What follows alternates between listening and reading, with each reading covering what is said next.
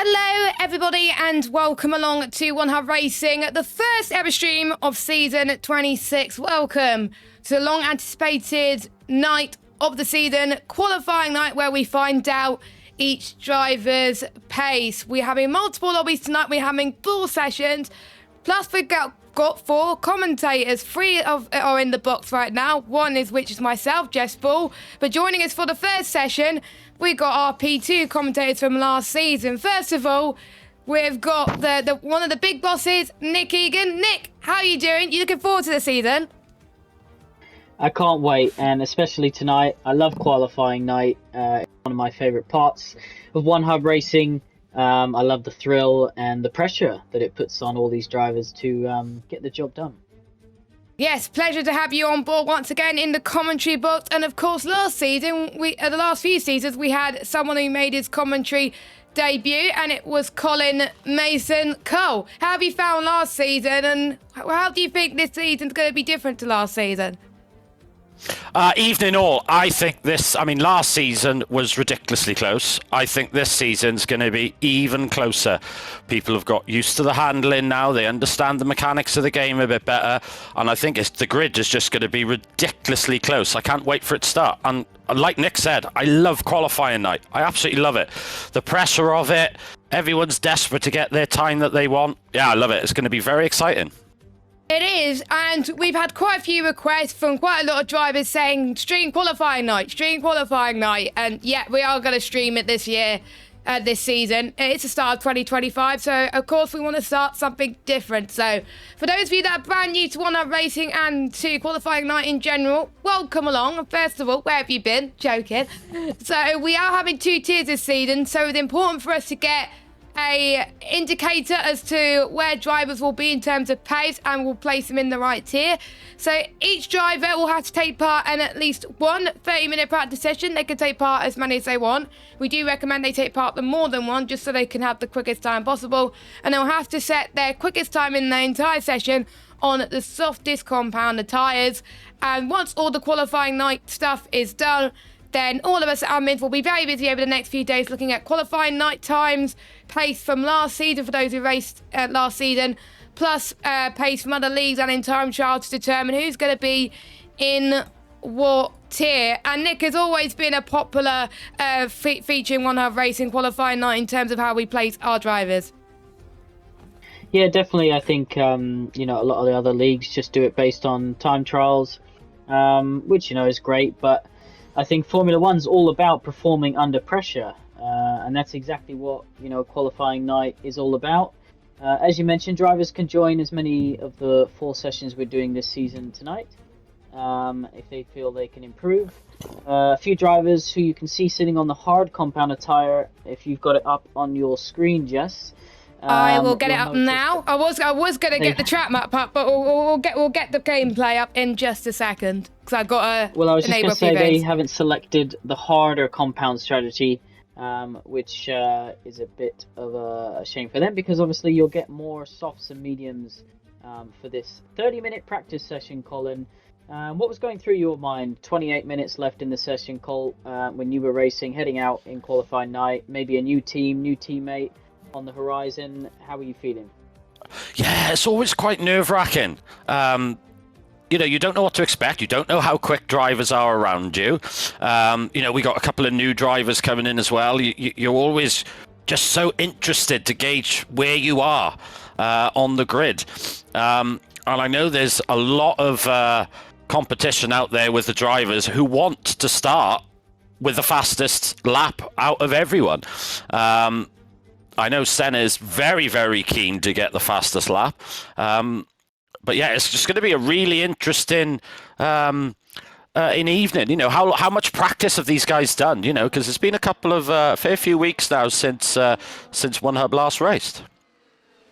Yes, I think for most of them, they haven't done pretty much an entire race for quite a few months now. So it's going to be interesting, and somehow might have no game sound, which is very annoying as I try and fix that. Oh, there we go. We have got game sound now. So we have quite a few drivers returning. We've got quite a few familiar faces from last season. And of course, we've also got returning drivers, including the driver on your screen now, Rich 500, a well-known face of the One Hub community. He's been in One Hub for many years. Hasn't raced with us for a long time, Nick, and he's back in One Hub racing to race with us this season. And it's great to see returning faces. Yeah, we've got a rich history of drivers who love racing in the league and supporting the league, of course. Rich, unfortunately, since when we moved to Sundays, wasn't able to commit. But now that we race slightly earlier on Sundays, the P2 tier will be racing at 5 p.m. The top P1 tier will be racing at 7 p.m. He might be able to race this season, so that's why you see him out on track. And he sets an 18.0 on the medium tires. Just to remind everyone that the cars that the drivers are in aren't those that they're going to be driving this season. Ghosting is on. Tonight is all about just those lap times, as you see Lukey pop in a 13.3 in the Ferrari. But yeah, ghosting's on. Car selection doesn't matter. That's all done later next week, before the first race of the season next Sunday. Yes, next Sunday will be the first race. We'll go through the calendar during the little intermission that we have between the races, of course.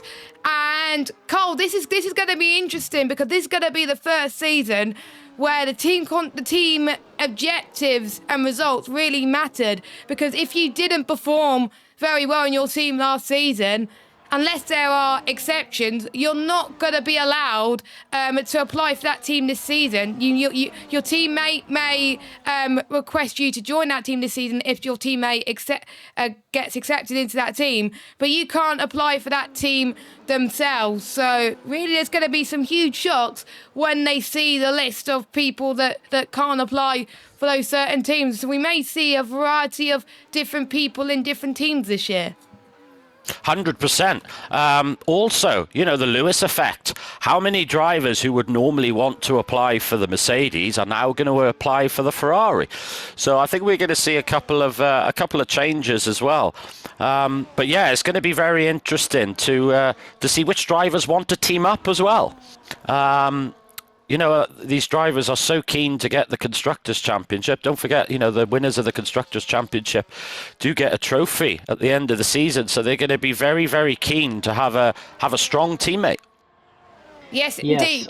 Sorry, carry on, I was just going to say, Jess, that the team objectives, I think it just adds that extra element of pressure to deliver. If you want to get a contract with one of the top teams, it means that you can't hog it season after season just by using your superior stats, as Skrillex has a bit of a rear slide as he starts Sector 2 on this latest lap. But it means that you'll have to go and accept a contract from another team if you fail to meet the team objectives for season 25 last time out. And also, Jess, you mentioned, or Cole, sorry, you mentioned trophies and things like that.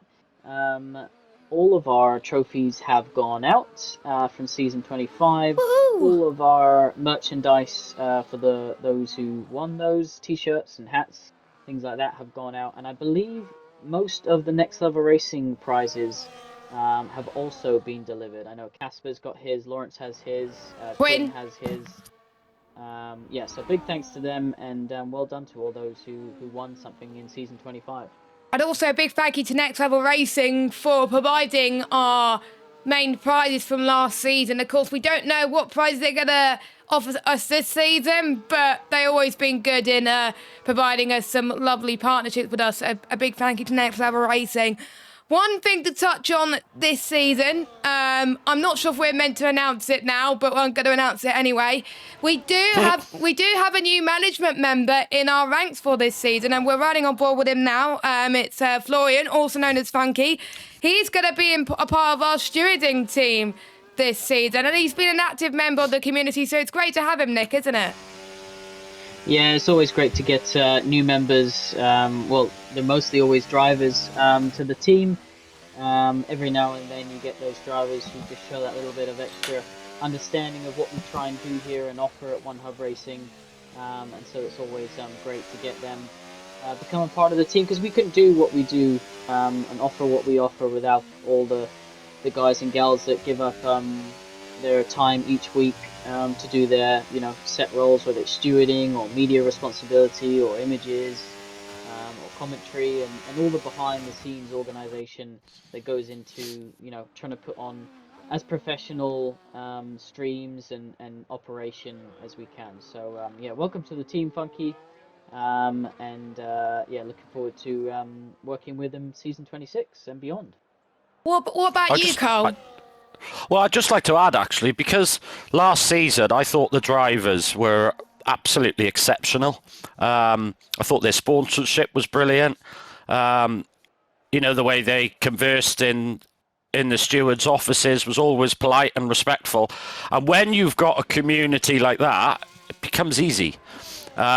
So, a huge credit to all the drivers. One particular incident, which still blows my mind to this day, is Salo actually reporting himself to the stewards, which is a very rare thing. And Callum as well.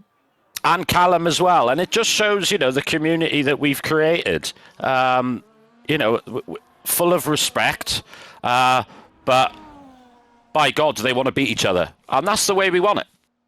Yeah, I think I have to agree with you. The stewarding, I have to say, was impressed with the stewarding, and I was impressed with the quality of racing in both tiers. I think there was only a few races where there has been major incidents, which is great to see, and which means we can provide some great action for all of you all to watch at home. It's also great. As Trash Panda has had a bit of a moment heading towards turn 5. This is the track that we haven't got to mention about the track the drivers are going to be racing in, and that is going to be around the Circuit de Barcelona, Catalunya in Spain, where we raced last season. Will you expect, Nick, people who raced here last season to improve from their qualifying night times? Because obviously we've had so many patches, and realistically, quite a few drivers will probably have improved since season 25 qualifying night.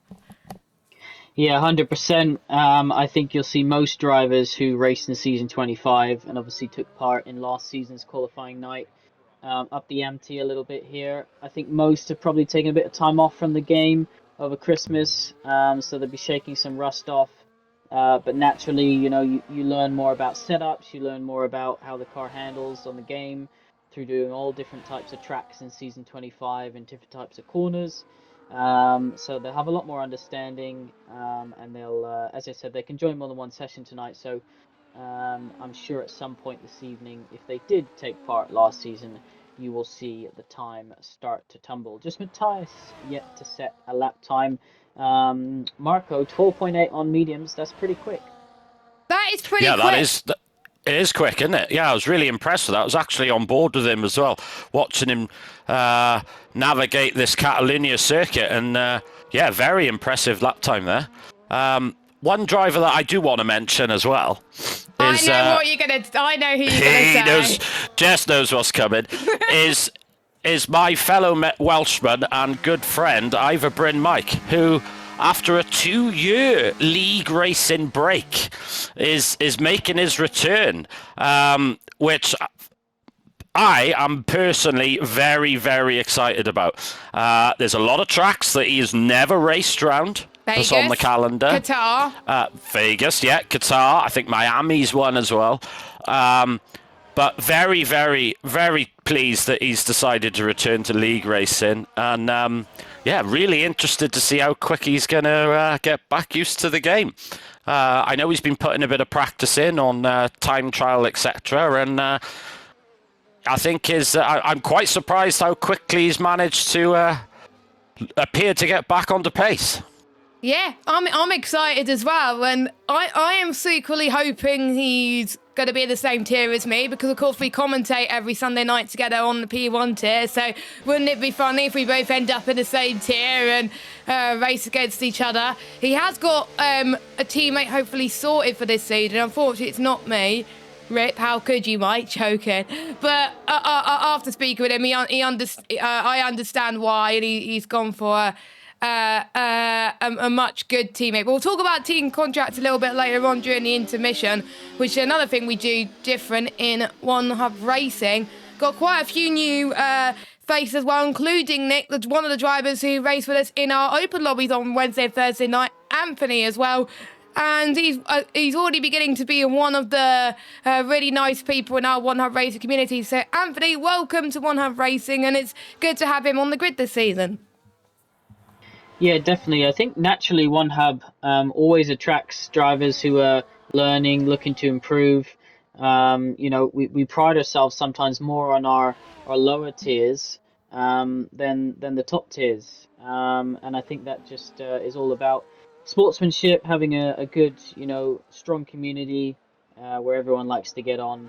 We're not too keen on the big egos. But yeah, lots of a few new drivers this season. Obviously, we're only doing a couple of tiers, but nevertheless, it's always good to see some new faces as well as some returning faces, as you mentioned. Mike coming back after a couple of years out league racing. Trash Panda, who joined the second half of last season, here for the full shebang. This time out in season 26. Skrillex down there, Constructors Championship from last season with Lawrence. Who's making the transition to the wheel after winning himself a whole next level racing setup. So he won't be racing this season, but expect him back on F1 25.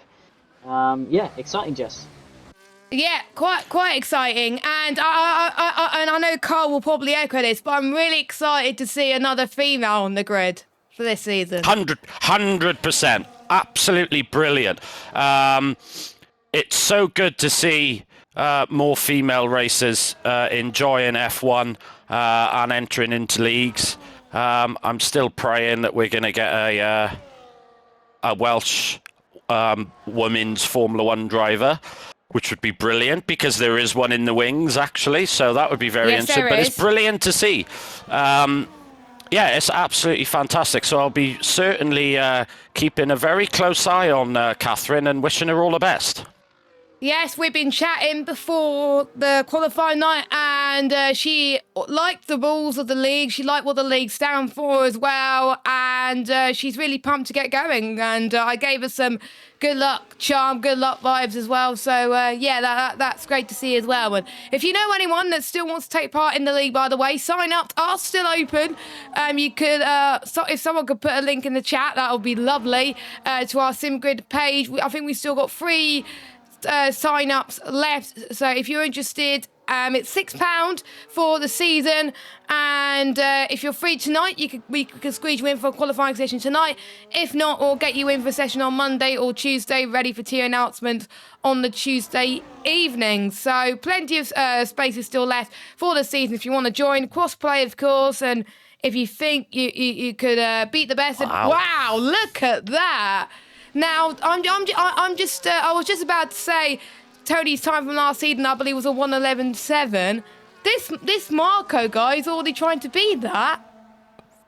That's impressive, especially, let's not forget, there's still 14 minutes of the session to go. So the track is not anywhere near its peak performance either.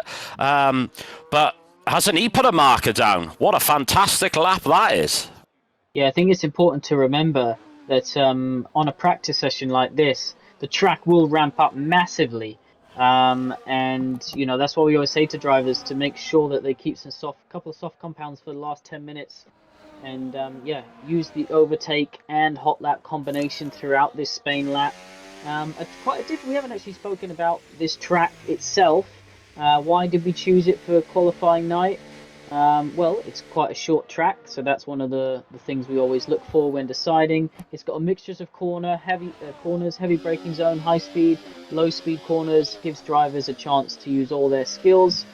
And generally, it's got a nice long straight as well. So it's got kind of a mixture of everything what we'd want to test the drivers and get an overall idea what sort of package they're going to be bringing to the season. Yeah, exactly. It's the perfect track, I think, for testing, the driver's ability. It's got, like you said, Nick, it's got a mix of corners. I am very pleased they took that last chicane out, mind. I think the track now, I absolutely love it. It was always notoriously difficult to overtake, but now, it's a good opportunity to, if you're quicker than the guy in front, to be able to make a move. But one thing that I'm actually very, very shocked by is look how many drivers are in the 12. So we got 1, 2, 3, 4, 5 drivers in 1 minute 12s, which is really impressive, especially from our veteran who's come back, Mike, who has done a 12.9. Please, That's Mike, very don't impressive. go quicker, otherwise I'll have no commentator for P1 this season. only joking. If he ends up racing this season instead of commentating, then he can always reserve or something if needed. But that's more impressive than I thought. We're not going to say the cut-off because we do know, Nick, that we could have some people that could sandbag. We are keeping an eye on sandbag, as we saw last season that we originally placed Entity in P2. Then we saw in pre-season how quick he was, and then we moved him to the top tier. Or it might have been the season before, I can't remember. But we moved him up to the top tier, and he ended up being very, very competitive. So we are keeping an eye on sandbaggers and, of course, people's pace compared to this time last season. And, of course, Nick, we also raced here in Spain last season, so we also have that to gauge on from our existing drivers. Yeah, I don't think it's something we overly, I think drivers worry about it more than we do as admins. We're always able to sniff out those who are hiding a bit of pace. Yes. We try not to let anyone run away with any championships. And I think last season was pretty close. I know the constructors in the P2 tier came down to the last race. But yeah, that's what we aim for the championships to be alive as long as possible. The grids to be as competitive as we can make them. And all of our rules, the 2-stop, the fastest lap points, our general point system, all kind of plays into to making that happen. So yes. Yeah, everyone loves a good championship battle. And 10 minutes to go in this first qualifying night session. Are any of these drivers who are taking part going to be involved in a championship battle? Which there's more to that than just delivering a lap time. Carl, I've just seen... Sorry, Carl. No, go on. I've just seen on our timing tower that Quinn and our Vespertine person, a founder, Solo, would say exactly the same lap time. That's astonishing, isn't it? Absolutely brilliant. I'm sure it happened in qualifying in P2 last year, where I think second and third at exactly the same time, I think. And it's nice to see Salo back as well. Obviously, he had his first season with One Hub last year. Had a couple of podiums in his first season as well, which was tremendous. He's gonna win a race. He's my punt for certainly taking home a trophy, I think. I would say he's top a very, three. very respectful driver. Yes, very respectful driver. An intelligent driver as well. Takes his time, knows when to try a move and when not to, because that's one of the biggest tricks, is learning when to attack. Look at that lap time. I can't remember the exact time that Tony set, but Senna, who's probably watching this, must be very worried right now because he thinks it's between only himself to try and beat Tony's time and Casper, who's still to go. So I was not expecting that from our newest driver to One Hub Racing.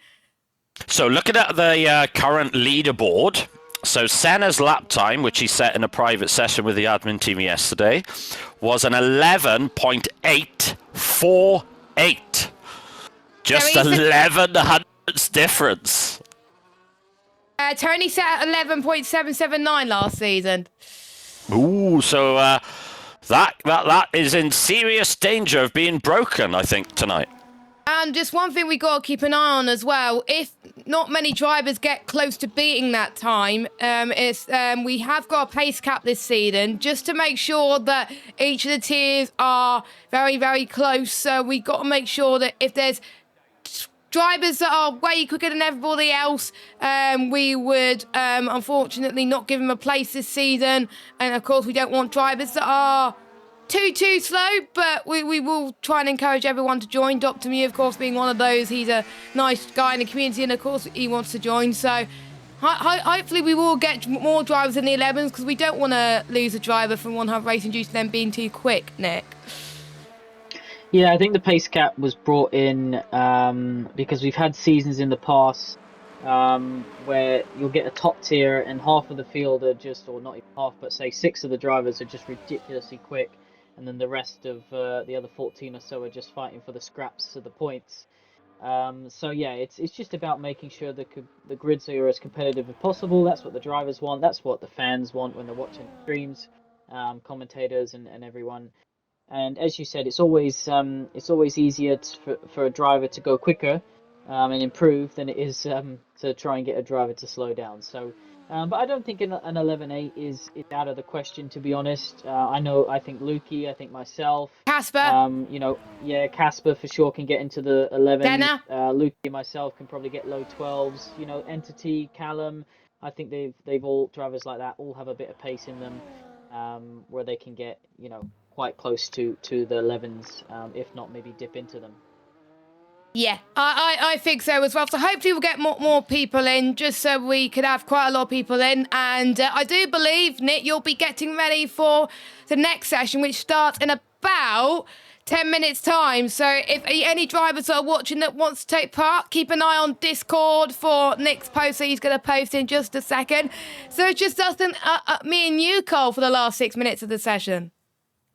Sounds good. This is going to be. I have a feeling that that we're going to see more than one driver in this session break into the 11s. Callum, look up there, another Welshman, only 3.5 tenths off getting in the 11s. The Welshmen are doing good. Absolutely brilliant. It's going to be very interesting to see if Mike can improve his lap time at all with 5 minutes to go as well. We got Salo there, 1 minute 13 flat, just on the edge of the 12s. Who else is standing out? Let's have a look. Quite a lot of people are standing out, actually. Yeah. Quinn, I'm very impressed with Quinn. He drove exceptionally well as well the last few races of 31 is season impressive. 25. I think he's improved from his last qualifying night time. I think I might be wrong. Yes, I think he has. Let me just check the spreadsheet and let me go. Oh, he's in the pit, so I can't go on board with him. We will send the times from last season to a lot of the drivers anyway. So Quinn, where are you? Oh, wow. Okay. So Quinn's improved with his qualifying night time by 5 tenths per second-ish. 4 or 5 tenths per second. So at the moment, he's our biggest improver between qualifying night last season and qualifying night this season. So it shows Colin that he's not messing about. Yeah, that's really impressive, actually, to gain that amount of time. I knew it took I know it took a few drivers quite a while to get used to the new handling physics. Yes, even me. And I think this is why this season is going to be so interesting, because the vast majority of drivers, obviously, there's a few outliers of Mike, etc. They're used to the handling physics. They understand the tyre situation a little bit better. So it's just only going to get closer and closer. We will find someone, Cole, to, I think, go on board with a lap in a minute, because we haven't gone on board properly with a lap. But we still have plenty of time to do it. We've got 3 sessions, haven't we, left? So if we don't do it in this session, I'm sure we will do it in the next sessions to go as well. Good to see Matthias out there on track. He's still got some time left in him as well. I've been battling with him quite a lot in season 25, so he's still got more time to find. So flicks the car in towards turn 2, in towards turn number 3. You really got to get the power down through here. And now flip the car once again in towards turn 4. And you got to modulate the foot a little bit hard. He's gone onto the grass a little bit. That's probably cost him a bit of time. I don't think he's going to have enough time to get some laps in, but we are going to keep an eye on his set to 2 times. He heads towards turn 7 and 8. Nicely done there, does Matthias. We'll see if he uses his overtake very soon. I will probably get the telemetry up for this session. We don't usually do, but it is qualifying night. We want to keep an eye on the session times. Heading towards now, turns 10 and 11, much newly profiled and much better compared to what we saw in qualifying night where we had it in Spain in the past. I think it was like 10 seasons ago now that we last... Oh, Matthias has gone into the pit. Never mind, so my curse continues. Is Solu on the lap? It's hard. I need to actually check if. No, I have got it on tyre. It's all good. I was just checking. Mike's just said in the chat, by the way, Cole, he can find a 10th in him, but he just can't hook himself in sector 1. Go on, Mike. Yes, Improve on your time. It's really frustrating when you know the lap time's there. You know you've got at least a 10th, and it's just about putting it together. It's it is quite frustrating at times. It is frustrating. I remember last season in qualifying night, where I struggled to just to hook the perfect lap, and I'm like, how am I losing so much time? And people are going to forget that if they have not been on the game for so long. It will take some people who haven't touched the game since we last raced in Canada. It's going to take them time. And don't forget, there may be people that hate Spain but love the other tracks on the calendar. Surely, I think in a minute, Cole, as well as Nick, we'll go through the calendar in just a second with all the tracks that we've got, including the tracks that the real-life drivers will be racing at as well.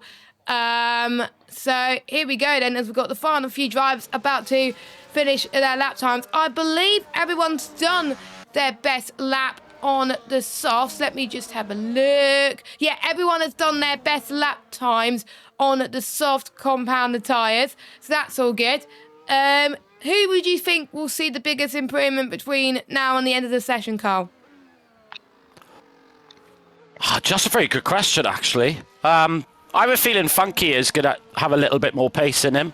I think he might be able to gain a little bit closer to Ghost. He had some really good pace at times last season.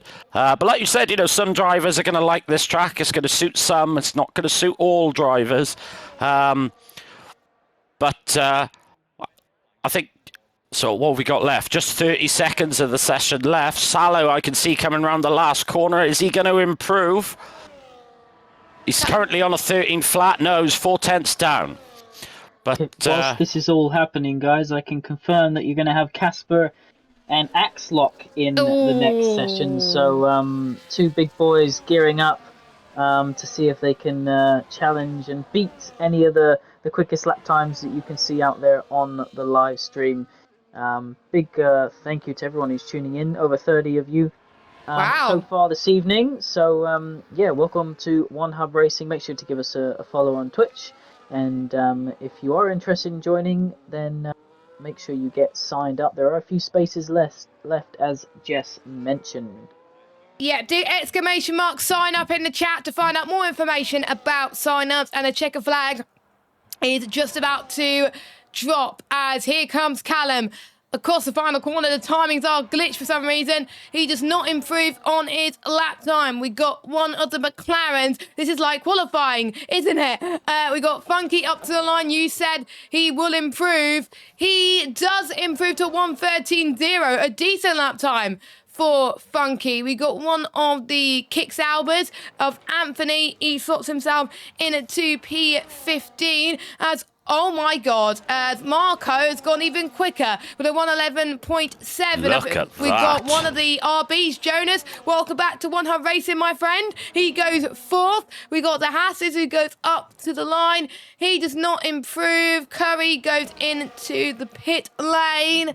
And it's still not quick enough to beat Tony's time from last season. So here's your new benchmark for this season at least. But Tony's still the benchmark for overall on F1 24. What did you think of that, guys? What a lap that was from... I'm really surprised at that. Fair play, that's a really, really impressive lap time. I'm just curious to know now, what is Senna thinking? Because he set his lap time yesterday. And Casper as well, I think they're going to be very, very keen to make sure that they beat that lap time.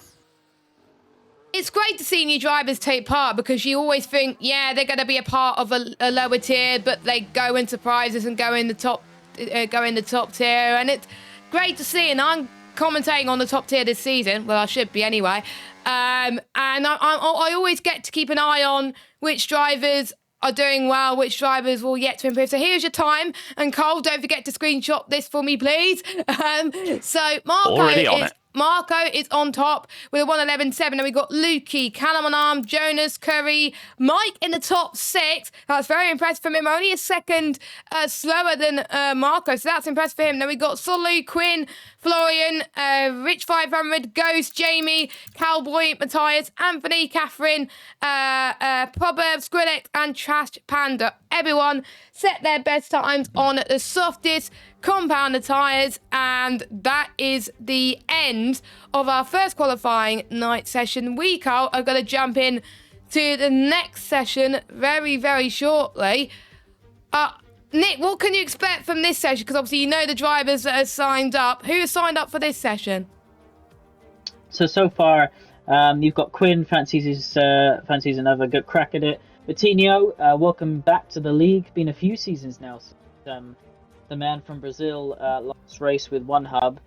Jamie's joining back in. Proverb, JR Mason, so your dad's in for this one. Cole, as he looks to improve his time. Casper will be making his debut for qualifying night. Axlock is returning and playing the game for the first time since the last race of the season.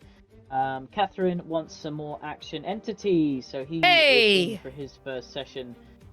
So welcome back to him. Matthias fancies another crack at it. So does Mike. Curie and Marco thinks he can go even better. That is interesting that Marco wants to go again. So we are obviously going to wait until 3 spaces left. How many spaces left, Nick? Sorry. 3 spaces. So if any other drivers who are racing this season wants to give it a go, please do. Mike wants to improve again because he knows he can go even quicker. I expect, looking at times in general, I'm expecting, Cole, your dad and Mike to have a few fun battles this season if they end up in the same tier. Yeah, they seem to be very, very close on pace. I've got to be honest. There's not a lot in it. I mean, we know that Dad had, what was it, 7 poles last season as well. He got the gloves, but they were too big. He did get the gloves. It's going to be really interesting to see, does Dad's qualifying performance reflect a little bit more into race pace this season? He was brilliant round Silverstone, like we know. But can he make the difference in the other races? Yeah, we're gonna have to wait and see. Of course, I'm just excited that we are seeing how this qualifying night develops, really. And even though Cole, we haven't got him racing this season, Waits wants to give it a go as well. Of course, he's not going to be taking part this season because he's got quite a few work commitments, but he wants to see what he can do and where he would end up if he was racing this season. But unfortunately, Waitsy is not going to be racing this season due to work commitments. Same with Tony as well. But great to see Tony in the chat, supporting One Hub Racing as usual. Your P1 champion from last season. Tony, best of luck with your work commitments, and I know he's going to be supporting One Hub through and through. So yeah, great to still have him on board in the community at least, but it's a shame, Cole, that he's not going to be racing this season. It really is a shame. I honestly thought, I know Waits had he struggled a little bit last season, but I actually thought he was going to be doing very, very well this season. And if you look at obviously we did our stream, was it last weekend, I think, doing some 5-lappers. He still got it. You know, he was up there right at the front, you know, giving Nick and Lukey and Senna a hard time. So yeah, it's a real shame. Yeah, I remember, of course, we had fun in those lobbies, didn't we, Nick and Cole? And I remember that Senna had some great battles with us all throughout this. I'm excited to see what Senna could do in those qualifying night session when he joined us a little bit later on. Would you expect Senna to be a title contender for this season? I know it's too early to say, but Senna seems to be getting quicker and quicker on this game, and he showed it last season in Canada when he won the race. Exactly. Yeah, I speak with Senna very, very regularly. Obviously, we're both a part of ERT. He has got the exact attitude and approach to racing to win a championship. That, I think, is the important thing. We know he's got the pace, but he's always in the right mental space. Nothing seems to bother him. You know, things doesn't go his way, he can sort himself out. I think he is going to be a huge force. And if I was a betting man, he would be the man I would put money on. I think between him, you know, Casper's going to be right up there as well, you know. It's going to be very, very interesting and very close. Yeah, I think I just want to add that I think Senna's definitely got all the credentials to make it perhaps happen this season. I think in the past we've seen maybe his wheel to wheel a little bit has let him down, been involved in some incidents. So if he can iron that out, then I'm sure he will be up there fighting for the top spot. But yeah, as you can see, I don't know if Jess has never up, but I'm just adding a few Steam people on into the lobby, because somehow when you or Lukey invite them, it doesn't work for some reason. So yeah, I'm gonna try and add people on Steam. So if you just keep talking for a second, that's fine. Yeah, I was just going to say that we have drivers from all over the world. Just in this lobby, you got Finland, obviously you got the UK, you got Brazil, you got Sweden, you got America, you got Hungary. So drivers all over Europe and further afield. I think even I've sent trophies before to all the way to Malaysia. And what a great track that was, by the way. That they should definitely do Hashtag save Malaysia. I mean, what a track that would be to bring back. Oh, that will be great. That would be great. Absolutely epic track, that. I'm really hoping that will come back on the calendar, or if not back on the calendar, back in the game would be even better. I would like to see Turkey in the F1 games, to be honest. I remember Lance Stroll getting his first pole position, his only pole position, and he actually performed quite decently. But don't ask me what happened to him in Brazil. Yeah, not very good at all. I do believe. Are we waiting for any more drivers, or is this it, Nick? I believe we are about to go now that Casper has joined. Yeah, ready up. Command has been given by Lukey, so yeah, we're good to go. Well, I was just going to say, I'm actually going to take part in this session, so I'm going to jump off. But I know you've got a new commentator just joined this session, so I will let him take over from me. Whilst I go and try and do some laps and improve my lap time. We need to actually get him in first. We need to actually get him in the lobby. Do I have him as a friend? I think I should do. But whilst we get him in, of course, one thing to mention, Cole, is we got Casper. He's not going to be racing on PS this season. Of course, he'll be doing it in other leagues where PS is a requirement. He's going to be raced for the first time on PC. Oh, that's very interesting. Yeah, I just spotted that myself. Oh, so that's going to be... yeah, I wonder whether that will make any difference to Casper. That's a very interesting... Ultra-wide, apparently, he told me. He's running an ultra-wide monitor as well. Ah, yes, I have seen Casper's setup, actually. Yeah, it's fantastic. That the thing is, I think an ultra-wide monitor, you know, that could actually give him a bit of an edge, because you're obviously going to see a little bit more. You've got a bit more peripheral imaging, effectively. So that's going to be really interesting. Yep, it is. We are going to try and get him in, but we'll introduce him anyway. Making his One Hub Racing commentary debut, but not his commentary debut in league racing, because of course he's raced with us many times before. He's not racing this season, but he's still going to join us in at the commentary box.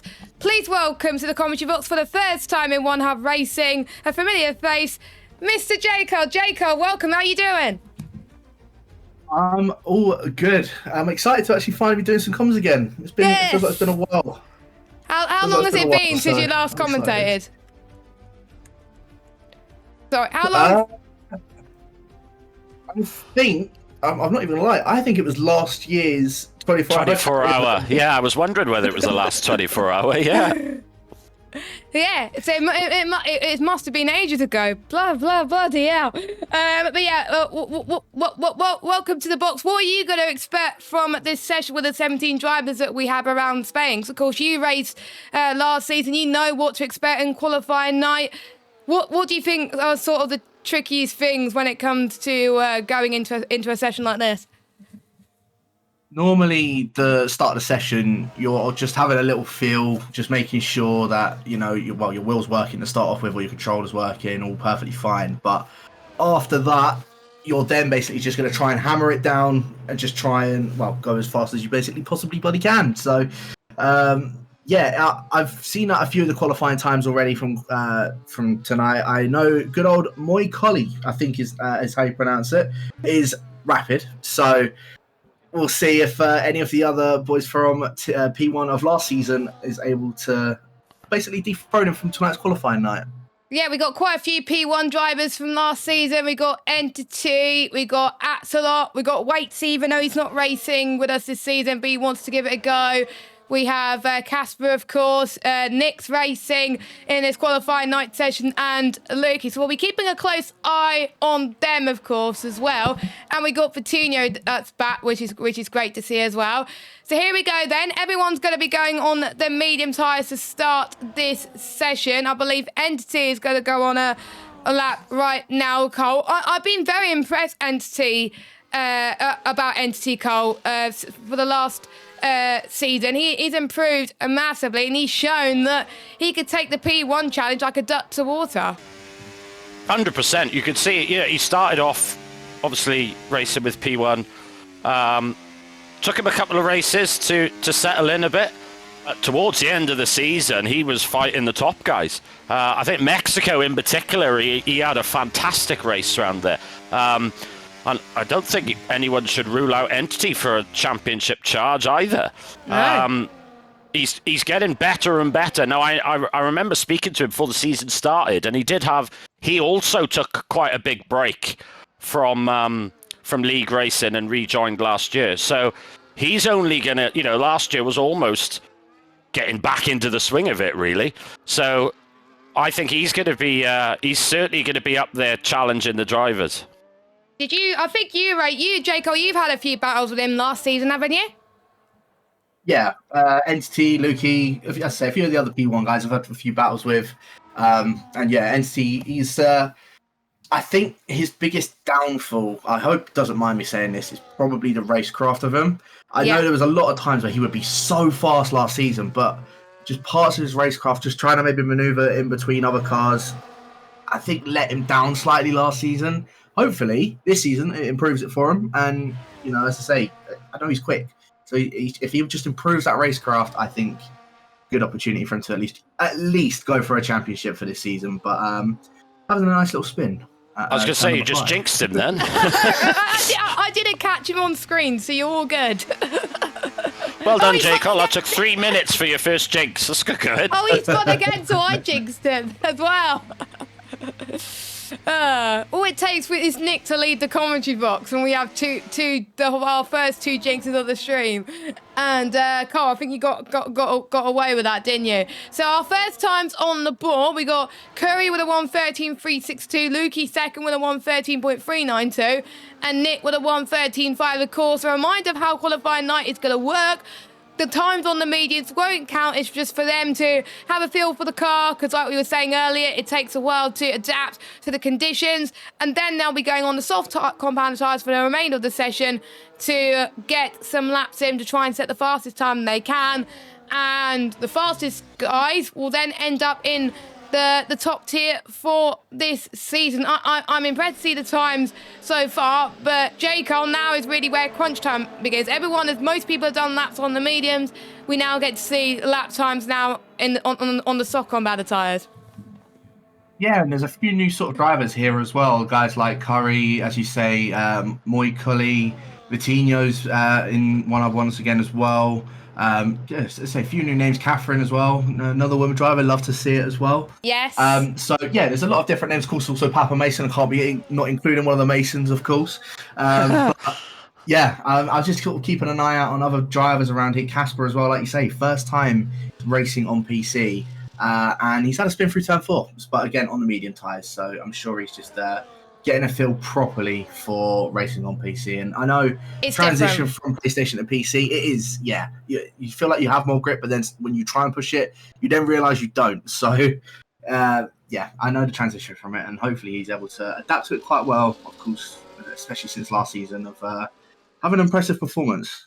Yep, runner-up last season to Tony, of course, one of our title contenders for this season, I believe. And yeah, I have to agree. I was one of those drivers who made a transition last season from PS to PC, and it was quite a challenge to begin with. But the amount of grip and it just felt amazing, to be honest. But I did feel not much difference compared to PS because I did race a few PS leagues, but there are certain tracks where you can feel the curves a bit more. I think the curves, I have to say, is quite a bit of a difference between the two platforms.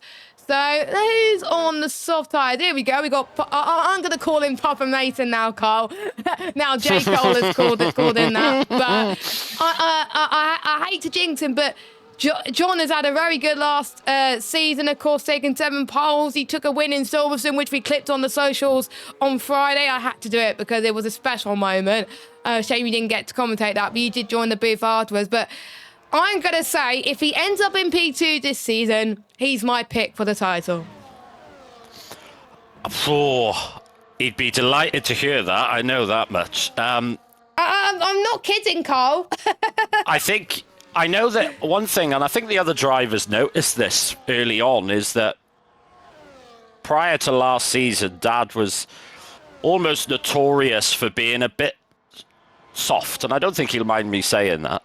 He used to give drivers a bit too much room, almost too respectful, and he tightened that up last year. He decided to be a little bit more aggressive. And it paid dividends, actually. I know he's been still practicing as well, keeping up.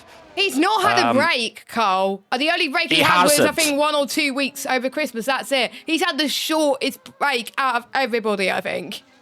100%. He keeps doing the time trials. I know he goes through every track. So he went through every track, tries to beat his time trial, and then he'll go back through it again. Obviously, he is retired, so he's got plenty of time to do it. But it still requires a lot of commitment. And I'm still astonished that he's as quick as he is. Like there you go. Look at that. A 13 flat after 9 minutes. At the age of 70, it's astonishing. I mean, it just shows that age isn't a barrier. So if anyone's watching this, and they're in, 40s, 50s, 60s, 70s, and they go, oh, I'm too old to do that. You're not. I mean, this guy is proving that is not the case. Yeah, and we even had, I think, young people take part in leagues before in one hub racing. So it doesn't matter how young you are. It doesn't matter how old you are. So John currently fastest. Well, where is Marco out on the track? He's on his outlap. He's still on the medium. So I don't think he's going to set the fastest time just yet. But Curry, I think, just lost a bit of time there through the final sectors, J. Cole, so he's not going to improve. But who do you think, out of the drivers you're seeing who took part in the last session, who do you think will see the biggest improvement? Oh, I think Lukey will go a little bit quicker, I think. Yeah. I can see Mike actually going quicker. He did manage to get into the 12.8 right at the death of the session. I think Catherine will go a little bit quicker. I went on board her a couple of laps and they were a little bit scruffy. It was just getting used to things again. I think Jamie might edge a little bit more time out as well. I think Jamie will definitely go quicker. What about you, J. Cole? Yeah, no, I was just about to say same thing. Literally, I'll echo Colin on that one. Lukey, I think, is going to probably make a bit of an improvement. Of course, I haven't seen what Nick's done so far, but I mean, a 13.1 on the mediums, is a pretty good going. So I'm just expecting him to be up there. Of course, as I said, Moy Cully, who's actually on a lap now on the mediums. Casper, again, a few of those guys from P1 last season. Axlock as well. I know, good qualifier, so I'm expecting to see him up there now. Yeah, that's another one of my tips for the P1 title as well, is Axlock. Yes. An incredible racing brain, to be honest. I always prided myself on my racing brain. I was never very lightning quick, but I felt as though I had a bit of a brain about me. Oh, hello, Mike. Hello. Oh, look at that for a lap time. But I genuinely think Axlock's he's going to be right up there annoying a lot of them. I agree with you. I mean, it was his first season in the top tier in quite a while. He showed he was at the pace very, very quickly, and he was not messing about. and it shows that the more practice you put in, the lap times are showing, and we're already seeing Marco's time on the memes just to be absolutely insane. I can't even do that on the soft. Now, that's embarrassing me quite a lot. I've still got one more session to go after all the streams are over, and I think I can find a 10, but I don't think I can get into the 112s. But yeah, Marco's lap time is astonishing. I'm impressed. Yeah, that's very, very good. Another thing with Axlock as well, obviously he hasn't actually been very well over the last couple of months, so he's a bit sore as well. So he hasn't had time to get, do any practice at all, really. So if he can put in a solid lap time today, that's going to be really impressive.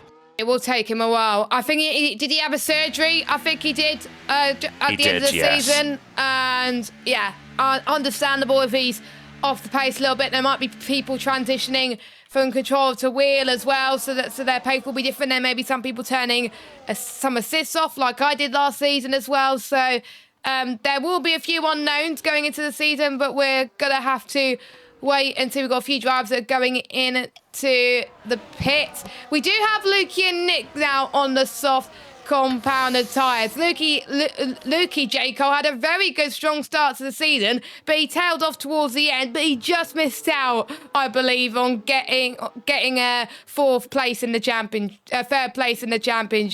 But generally he was considered for the first half of the season. He could have run a race or two, but he was very unlucky. I think he got involved in quite a few incidents that weren't his fault. That's right, yeah. He did. He was really unlucky, wasn't he? He got involved in quite a few things where there was nothing really he could do about it. It was just bad luck on the day. But unfortunately, that's racing. That does happen. I'm going to call you Colin, because otherwise you may get confused. That's going to get very confusing. Sorry. No, it's all right. No, it's all right. So I'll call. I'm used to calling you Cole. So yeah, I'll have to call you Colin now. But anyway, be polite. Be polite. Yeah. As Lukey's just about to start his lap, Colin, and I think he could improve on his lap time from last season. What was his lap time from last season? I'm trying to have a look. 1:12.2. So I think he's got some time left in him, Colin. Don't you think? Yeah, so his best laps currently that he's set is a 12:305 for season 26. I think he'll beat that. I think I could see him getting 12 flats, to be honest, once he gets back into the swing of things a bit. It's going to be interesting to see, actually, who's Leakey's teammate going to be? Is it going to be... is he going to team up with Nick, maybe? Because obviously, Waitsy's been his teammate for quite a few seasons now. That's a good point. He's not racing this season, so Lukey will have to find a new teammate. Of course, team contracts will open on Tuesday. I think all three of us have been through the team contract system, and we always find it very hard to decide teammates. I know you Jake, I'll find no problem you picking your teammate, because you always end up going for the same one. But for some new drivers, it must be a huge decision to make, to find a person to trust to be your teammate, because it'll be your first season racing in one half racing. You have to look at the database to find out who's quick and stuff like that. And sometimes people might be scared to go to someone and saying, hey, can I be your teammate? Whereas drivers who've been here for a while, they'll know who to go for, and they'll know who can produce the good results. But for the new drivers, it may be a lot quicker unless their teammates. And Curry just had a very good lap time, 1:12.5. Yeah, Curry has just done a very good lap. Unfortunately, I've been disconnected from the session, so I'm going to need an invite. But, Colin, can you send him an invite? Can do that. Thank you. Yeah, I was going to say, in terms of the actual team contracts, it can be quite difficult in terms of who you're wanting to pick as your teammate. I think if I can't find out who I want, I would just normally go as just whatever car I want and hope I get someone good. But I suppose that's the only other thing that you can probably do. Yeah, I think luckily for me, obviously I had Larkin that was always there that I would be able to just be with teammates with, as you guys would also know. But yeah, I say for anyone that's sort of new in the league, I know it's going to be tough to try and find a teammate. Always best to really ask first if anyone wants to be teammates. But if you can't seem to find anyone, just probably go with a car that you really want to go with. Of course, as long as it's under the team contract circumstances. And I'm sure you'll be paired with someone that is either lightning quick or, if not, then it's just very unlucky. Yeah, I think Skrillex made a very good pick last season. Of course, he was new last season and he won the constructors because Lawrence was a quick boy. And Skrillex put some great results as well. He did very well in Austria last season, Colin. So you got to make a pick that it's going to last for the whole season. Because if you pick someone you don't get on with, that's not going to look good for the on-track battles or your team relationships, because we've seen the rivalries from some teams just go a bit downhill if you don't get on well. But for teams that do get on well, it does show in the Constructors' Championship. Remember Haas in P1 tier, Tony and Casper, for the majority of the season, they got on very well, and they won the Constructors with a few races to go. Yes, they did. What was interesting is that when the Constructors' title was wrapped up, and it was between Casper was actually trying to fight for the championship with Tony, that's when it got a bit heated. They obviously stopped working together because they didn't need to at that stage. And I wouldn't say they fell out, but it did get quite aggressive between the two of them on the track. I mean, from my perspective, when I was, picking teammates, for me, it was important for me to have a teammate who I, got on well with. Almost, how quick they were didn't really have much of an impact, because if you're with a teammate and you're not that close with them, or you're not that friendly with them, or it can get a bit awkward. Yeah, so maybe there might be, because I know we've had drivers in the past, haven't we, where they joined together, like Cowboy and M125, for instance, Colin, who joined together, and they joined together now, like, I don't know anyone else, let's team up. And that really shows. I think the season before, last season, they won the Constructors because of it, I believe, or just missed out on the Constructors, so definitely go with people that you like, but also people you think are going to get the good results. But if you're joining a league with someone else as well, why not pair together and just experience your first season of One Hub Racing together if you get on well, which will be brilliant. Marco just set a cracking lap time. I know he could go quicker than this because he was quicker than that in the session just now. So what time, J. Cole, do you think he could do? Do you think he could get into the sixes, maybe 1:11.6, or do you think this is the best he can do? Oh, if he does a 1:11.6, it beats Tony's time, and I know Tony's not going to be happy with that. He may just want to do he may want to do a glory session, even though he's not racing. Yeah. Well, we'll see if he does. I know Tony's in the chat as well, so we'll see if Tony's going to be able to watch it live of him getting his own lap time beaten. Obviously, with 10.5 minutes left to go, I still haven't been able to join the session for some reason. I might need one more invite, so I'll just restart my game. But yeah, I think Entity as well. He's trying to keep pace with him as well. 12.0 from him as an improvement from his last season's one. A second improvement from Entity from last season. Wow. Lukey as well. Unfortunately, is down on his time at the moment, but I mean, there's still another 10 minutes to go. Anything can happen with Endies in times of Proven, but in terms of people that are looking like they're going to be P1 at the moment, I think, unfortunately, Colin, I think your dad might be in P1 at this point.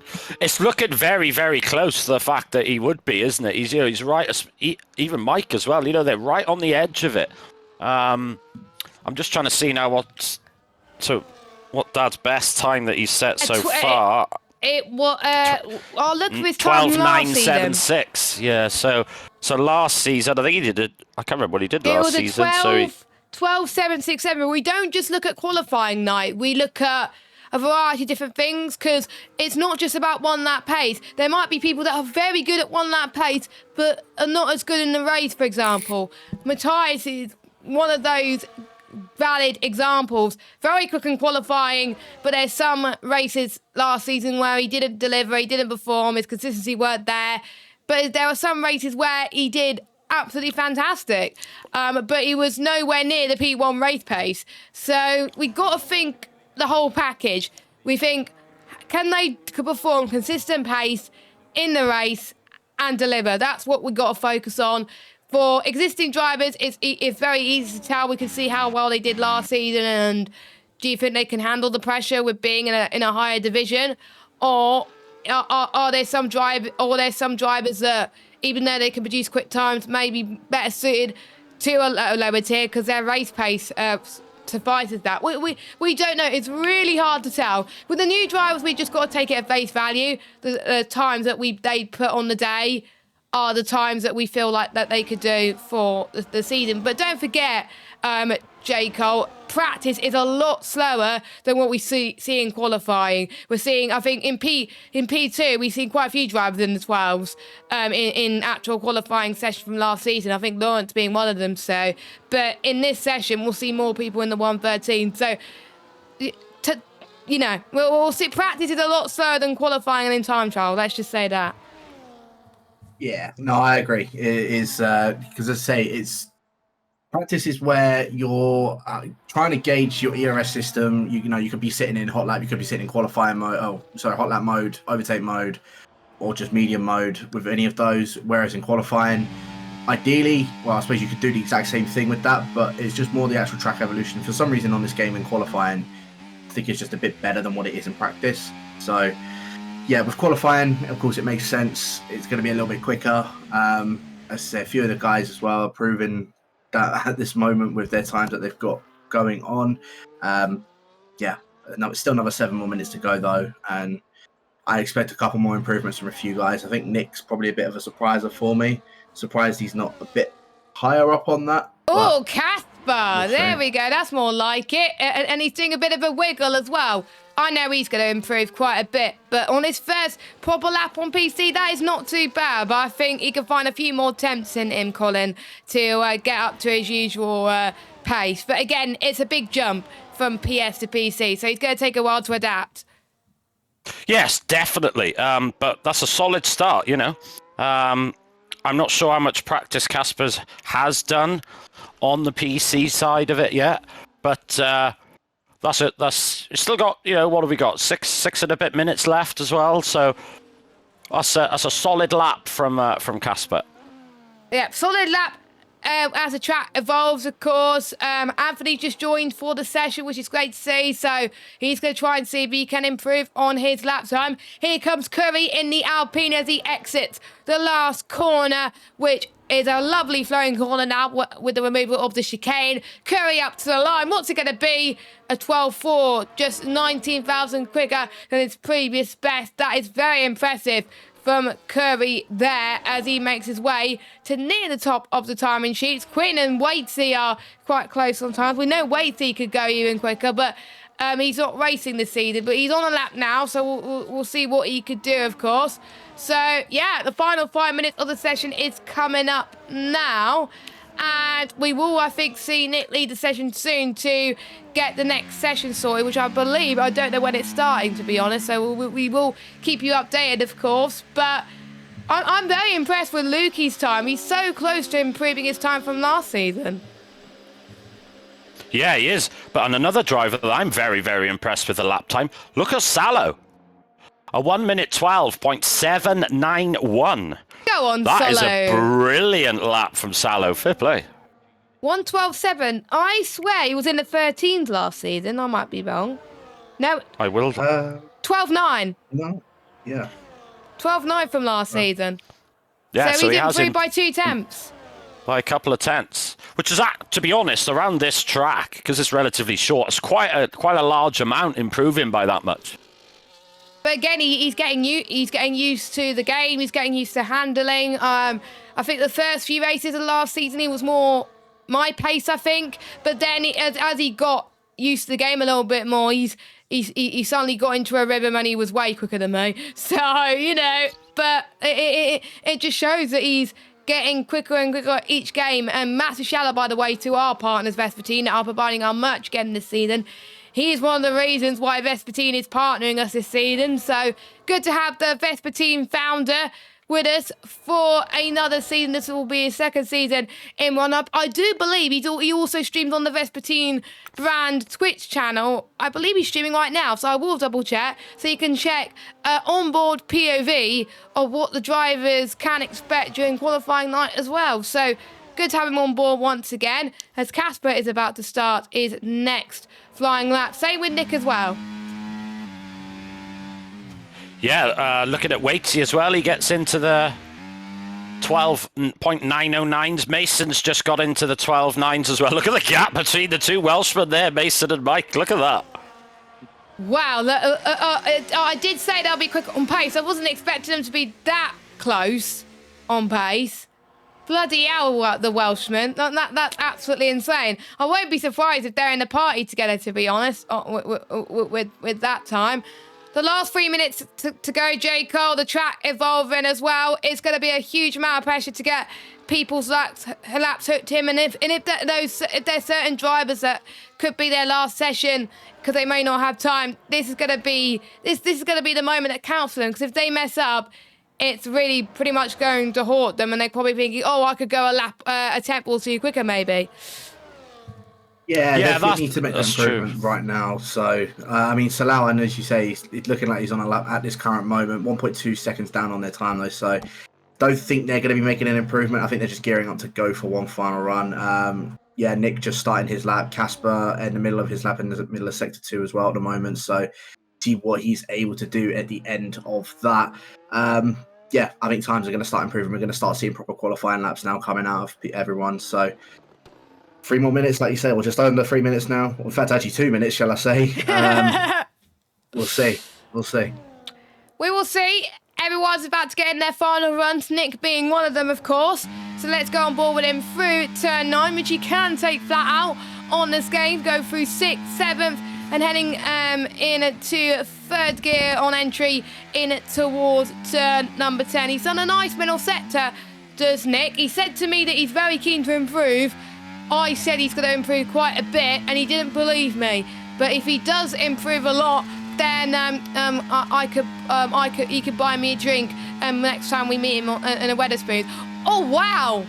Okay, and Nick Egan almost in the 11th, Cole. Oh, that's impressive. Yeah, fair play, Nick. He's going to be really pleased with that. That's it's not. I think is it. Yes, he did. It's an improvement from last season and what he did a few nights ago.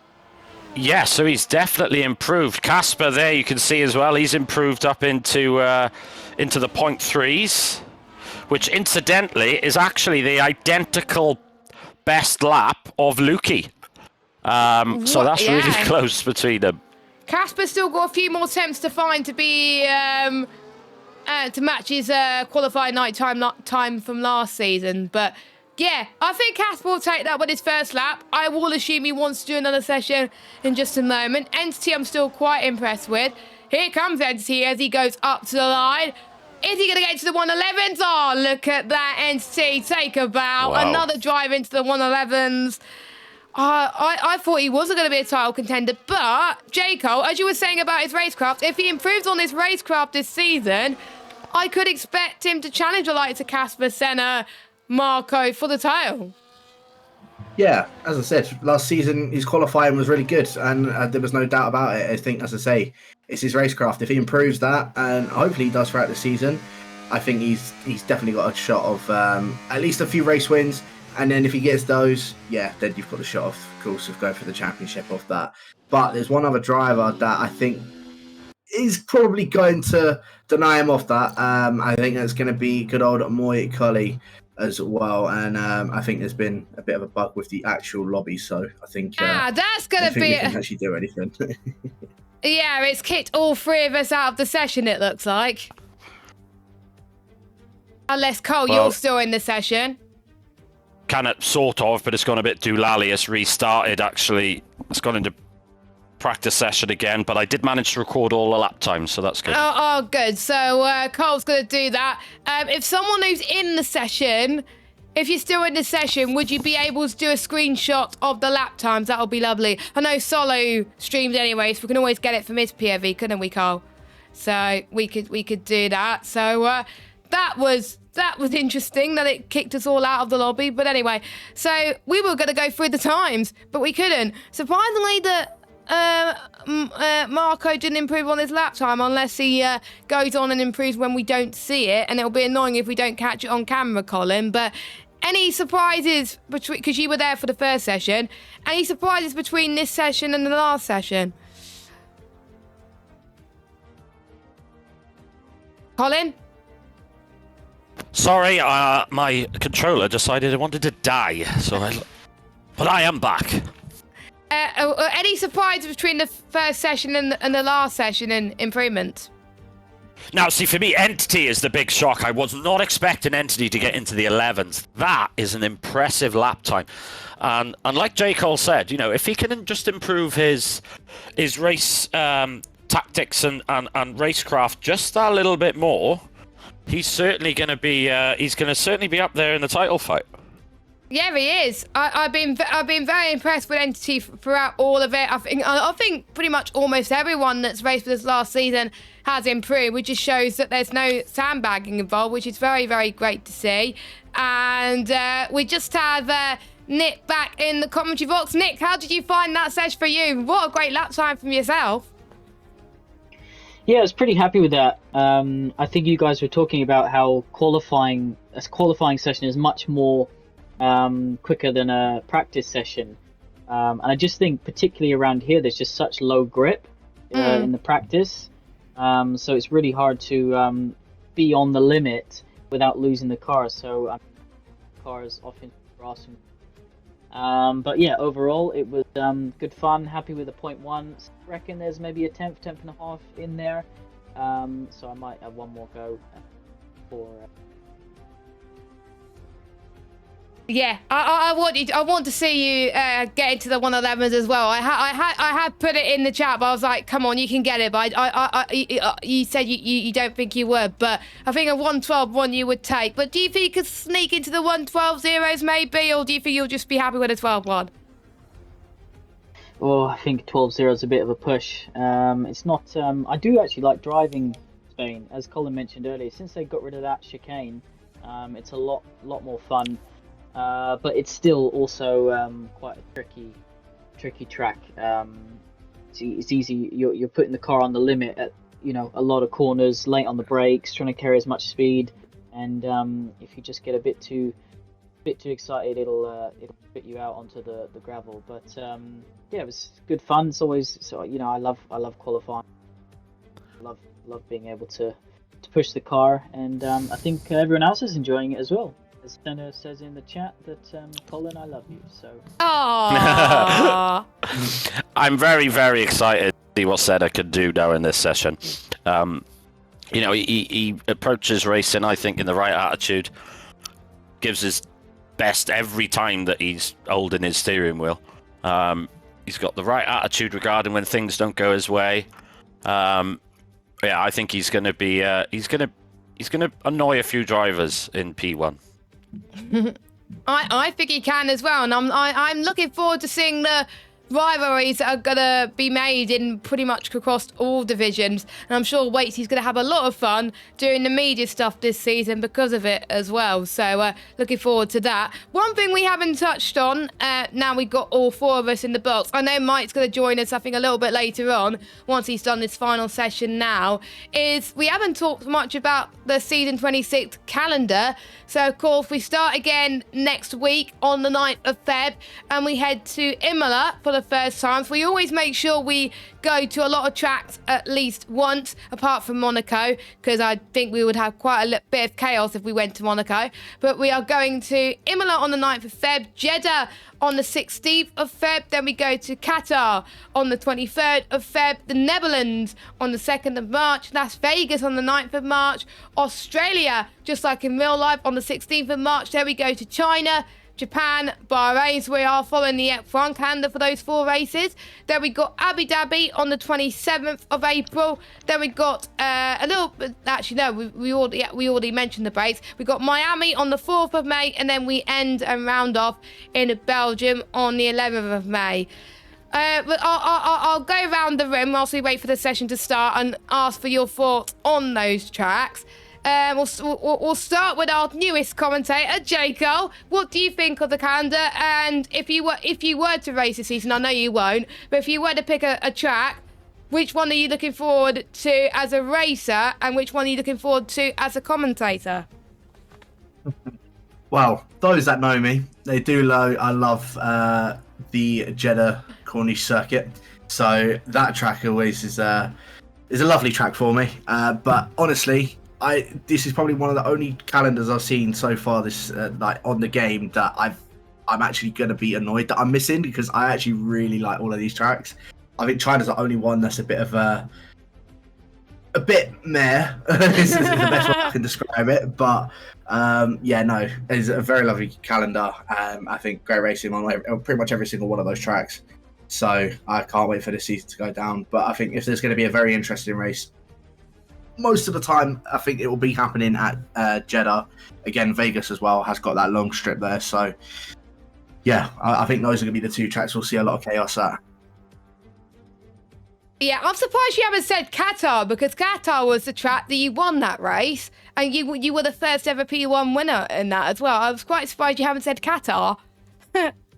Yeah, Qatar again. That's another one. I do love that track. I think it's gone a little bit backwards since last game, but at the same time, still love that track regardless. So yes, it's just speed.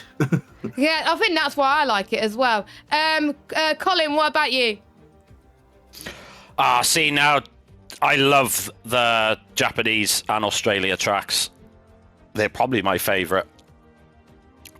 I would probably say as a driver, Australia would just nick it for me.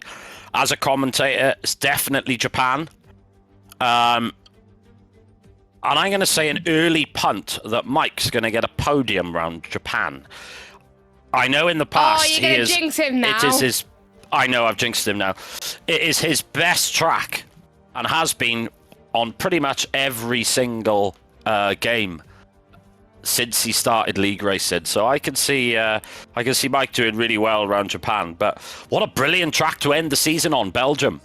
You know, they recently improved Belgium on this game. I think it's 10 times better than the older versions. More fun to drive. The curbs are a little bit more forgiving as well.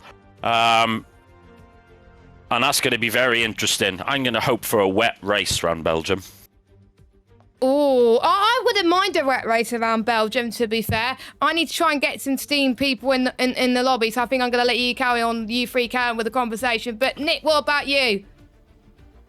Yeah, I think Craggy mainly needs, I don't know if you've got him on poll. He's trying to get into the lobby, but not having much luck. Yeah, I think it's a good calendar. I'd say it's my particular favourite. But at the same time, what we try and do at One Hub over the 2 seasons on each game cycle is race at every track, and also we try and follow, if there's a chance to have a race weekend similar to happening in real life. We just feel like it builds the hype up a little bit more, and of course we try and split the amount of streets tracks between the 2 seasons. I think this season we got Miami, Vegas, and Saudi. Yeah, expect some fireworks in those. As J. Cole said, as a commentator's point of view, it's they always throw up some exciting races, especially with that long straight on Jeddah and down the Vegas strip. And yeah, I might actually be going to Vegas this year. Oh my god, I'm jealous. To see. I am jealous now that you're going to Vegas. I don't know how you can afford that, to be honest. I'm just trying to get Craggy's friend code. Honestly, I think out of all the tracks, there's quite a lot. I love Jeddah on this game. For some reason, I just love the flirt of the track. Again, it's all about that speed. And that was the track where I won my first ever league race on this game. So it's a special one for me. Qatar, of course, I almost got pole in that, so that's a special place in my heart as well. And Abu Dhabi's always fun to race in. But as a commentator, you Las Vegas for the chaos, pretty much. Japan, I got to agree with you, Colin. Japan's always a lovely race to commentate on. And Bahrain's always nice because it always has the very packed racing as well. So it will be interesting. And with not much time to practice, I won't be surprised, Colin, if we will see quite a few drivers already with a practice for Imola. So I think we'll see a few more closer lap times around Imola.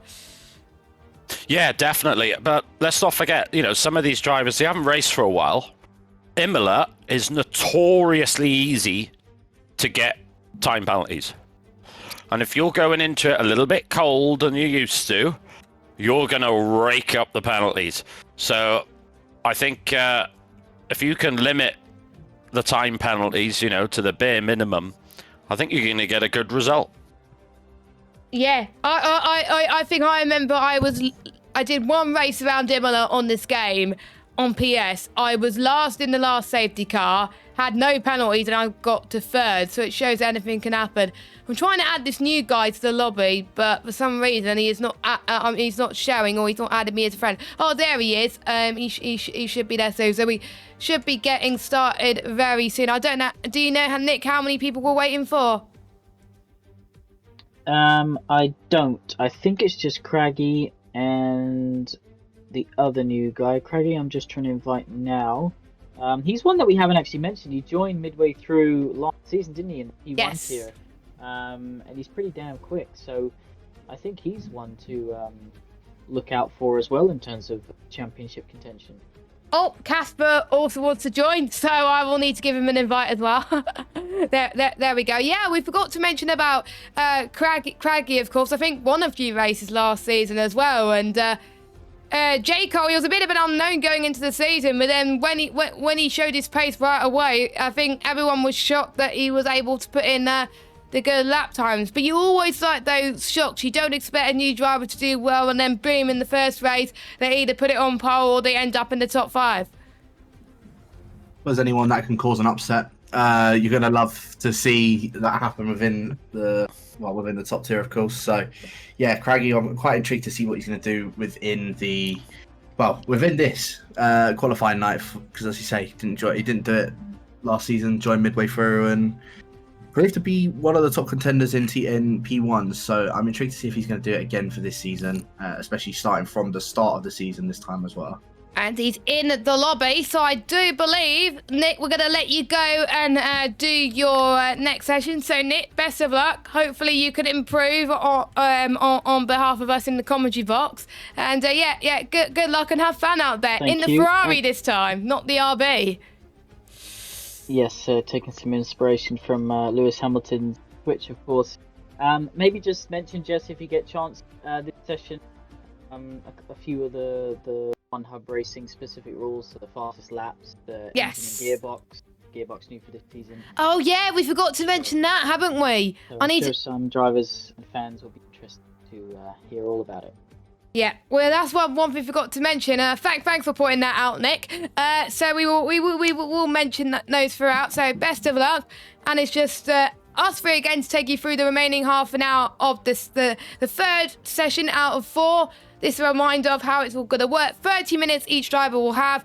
Most drivers will be setting their first lot of lap times on the mediums. And then for the remainder of the session, they'll have to do a lap on the softs. And if they go quicker, we will then add it to the spreadsheet and stuff like that. Well, you do have some new faces as well. And one driver that I do see making a return, Colin and J. Cole, a familiar face to One Hub Racing.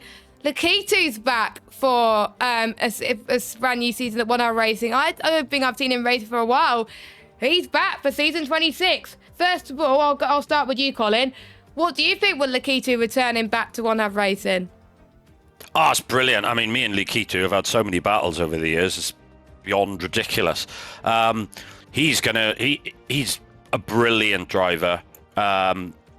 Very, very quick on his day. I'm really curious to see what time he can do. I wouldn't be shocked if he could get in the 11s. What about you, Jacob? Yeah, I think, like you say, Lakitu, a legend in the game around One Hub. So, in league racing in general, shall I say, on the F1 game. So, I'd love to see what he's going to do for this season. I don't think he did race last season, so no. I think this is going to be I'm intrigued to see how he's going to do. I think he's going to be. He'll definitely be up there for P1 for next season. I would be predicting anyway. I'd be shocked if he's somewhere down in P2. But yeah, for P1, I think he's going to be up there fighting, maybe even with the likes of Moikully and others. We'll see. Of course, the key too, he has not stopped racing in league racing. He has done some leagues, so he's not got rid of league racing completely. So he's not one of those drivers who hasn't league race at all in this game. So I think he would take like a duck towards. I am trying to find a bit about the rules for one hub racing this season, because there's been quite a few changes compared to last season for all of us to be aware of. Of course, a tutorial video will be done about it very, very soon. Is Lakitu about to start? No, he's on an out lap at the moment. Let's watch Lakitu, actually. The legend, as he prepares for a lap. And whilst I find out about the rules, Colin, it does take a while to get used to the league, especially if you haven't raced in the league for a very long time, like Lakitu. And of course, for one half of the game cycle, I think it's NFL that he watches, isn't it? So he doesn't race for the first half of the game cycle, but then he's free for the second half, and here he is. It does take a while to get used to the league after a long time away, doesn't it? It does. So my advice to any, new drivers or returning drivers, make sure you go on SimGrid, you read all the rules, make sure you understand everything. But if there's anything you're unsure of, please message any of the admin team, and we're more than happily answer any questions that you've got. I'm going to introduce a new rule this year, and anyone who mentions Welsh rugby is going to get a 10-place grid penalty. By the way, I did love that lobby restarts from last season. I think that was, very, very special.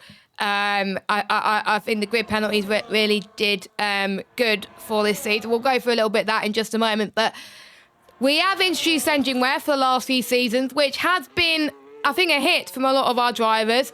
But we're not just introducing engine wear, we're introducing gearbox wear as well.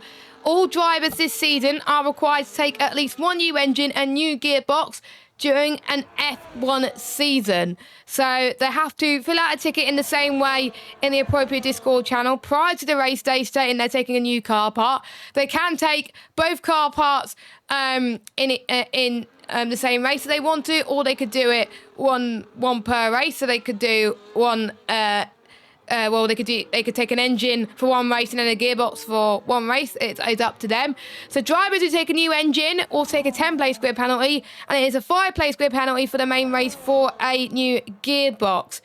And drivers who take a new engine or gearbox, if they do not do that, will be deducted 20 points from the Drivers' Championship standings. And it is the same 2 times engine and gearbox wear for laps completed for that round if they DNF. So if they DNF at the end of the race, that's going to hurt them. And starting with you, Colin, what do you think of the gearbox addition to the car wear this season? Because we've had engine wear for the entire time. We're now introducing the new gearbox. What do you think of it? I think it's brilliant. Adds another layer of strategy for the drivers to think about. Like you said, Jess, are they going to take it all in one lump? Are they going to take a 15-place grid penalty in one race, or are they going to split it so there's just 5 and 10 in 2 separate races? It's going to be really interesting to think what the drivers do. But I think it's a great idea. Obviously, this could only happen because we do these lobby restarts. It was the first time we did it last season. It worked an absolute dream. And it enables us to do these kind of things. And of course, it gives the stewards a little bit more options then regarding any sort of penalties to issue out. So it's a much better system, I think. And it just makes it a more realistic experience for the drivers, which is the whole point. And of course, you're not racing with us this season, Jacob, but if you were to pick a track that you would take those penalties, where would it be? And what do you think of the new addition this season? With the new addition, I think, it does add an extra element, as you say. If it was me that was doing that, I would probably just take them both and take them one hit, because then I wouldn't want to jeopardize 2 races as opposed to just the one. Just my opinion. But we'll see if anybody does end up doing that. We'll see if anybody does take him over across 2 races, as you say, as a variable strategy. Of course, also with the weather strategy as well, you never know what's going to happen with that. If they take it at a track where it's going to be hammering it down with rain, well, they're going to have a nice surprise at that time. So we'll see how that pans out. In terms of a track to take it at, probably would be Vegas. And the only reason I say that is because of that long straight. If you're just running basically 0-0 wings and you're behind everyone, you're just going to shoot past them. So if I had to say, yeah, probably Vegas would be the best one in my opinion. Maybe even China. I think they'd probably be the best 2. You could take that penalty up. But yeah, in terms of it, I think it does add an extra strategy on it. And I'm quite looking forward to seeing how it's going to pan out. And of course, Colin, the stewarding rules that were brought in last season that we're still having grid penalties added to drivers who've been a little bit naughty. Of course, you and the stewards will be meeting a little bit later on after qualifying night is finished to finalise those rules. But talk us through about those grid penalties and why it's a much better addition compared to obviously the time penalties that we've had for some races, because grid penalties for like DNFs, I think it just makes it easier compared to quali bans or something like that. Yeah, and it replicates real Formula One as well. So one of the big issues that we had was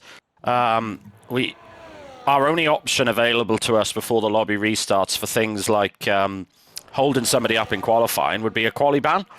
But it does make a difference for some quicker drivers. Precisely. But what we can do then is we can say, right, we can give you a grid penalty, three grid places. If you cause an accident and you DNF and it's your fault, then you get a grid penalty as opposed to a time penalty, which replicates what real Formula One do.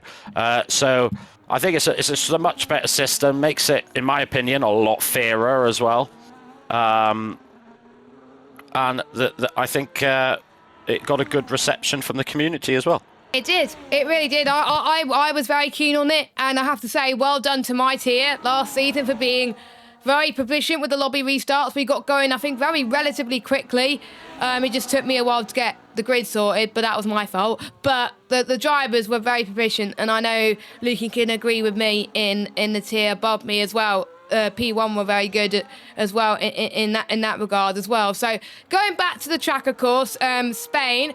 The lap times we got so far are all medias, with Senna the fastest, unsurprisingly, with a 13.1. He's a driver that I would expect to go quicker. Let's go on board a lap around this Circuit of Barcelona, Catalonia circuit, because we were going to take you through a lap around the Circuit of Barcelona, Catalonia, but Matthias decided to go into the pit earlier on. So 4th gear in towards turn 1. You should be on the power on the apex, putting as much pressure as you can. Have the inside line of turn 3 and then heading in towards turn 4. I'm not sure if he's backed up. No, he has not backed off. He's just taking a little bit of a banker lap this time round, I believe. In towards turn 5 and 6. 3rd gear on entry, 4th gear on exit. A little bit of a kick through turn number 6. A lot of potential mistakes to happen through turns 7 and 8. Is a very fast chicane coming up as well. A lot of modulation on the throttle. Turn 9, flat out in at 6th gear again. Use the outside curve to widen your approach a little bit. Live slightly for the race, but a full throttle for the qualifying sessions that we're having at One Hub Racing.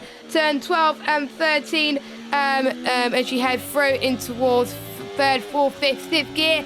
New Holland coming up there as well, and Nick and Luke didn't know that was a corner name, but I told them that was going to be a corner name. Up to the line goes Senna, and a 1:11.9 for Senna.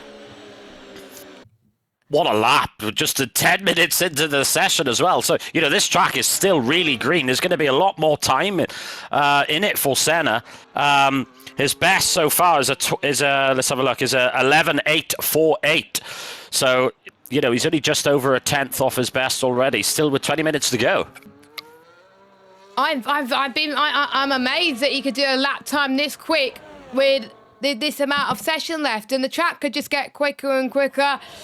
I think Senna was a good. J. Cole, Senna messaged me earlier on. Senna wasn't going to do a lap time, another lap time, but we told him that the sessions were going to be streamed, and he was like, right, I've got to beat Tony's time. Sometimes, even though you know you're going to be in a higher division, it's just that ego boost sometimes. You want to have the fastest time. Yeah, of course. You know, you want to be the one to show off and say, look, I've done this time. You're basically just putting it all on the table and saying, look, I'm here. Make sure you know that I'm here. And he's obviously done that for this evening. 11.9, and there's still, like you say, 20 minutes left to go. Entity as well, putting it up in the second position, 112.5 on those medium tyres as well. We still haven't seen Craggy, we still haven't seen Jonas Albrecht and Moy Colley, and I think Jonas Albrecht's actually just coming across the line now, doing a 116.0. So, yeah, I think Craggy and Moy Colley, the other two that still haven't put a time in yet, but yeah, two that we were expecting to be in P1. I think Senna we're expecting to be in P1. So, again, probably could be a bit of a dark horse for a championship, in my opinion. Yeah, I think so. I think the new drivers who I think could be a dark horse, definitely Curry now, I would say. He's been pretty much in the top half of the qualifying night so far across all the sessions that we've done. And even though he is near the top half, he's very keen to go on and improve. So I think Curry, Colin, I think definitely could be those ones who could be a big surprise going into the season, just like we saw with Craggy when he joined midway through the season.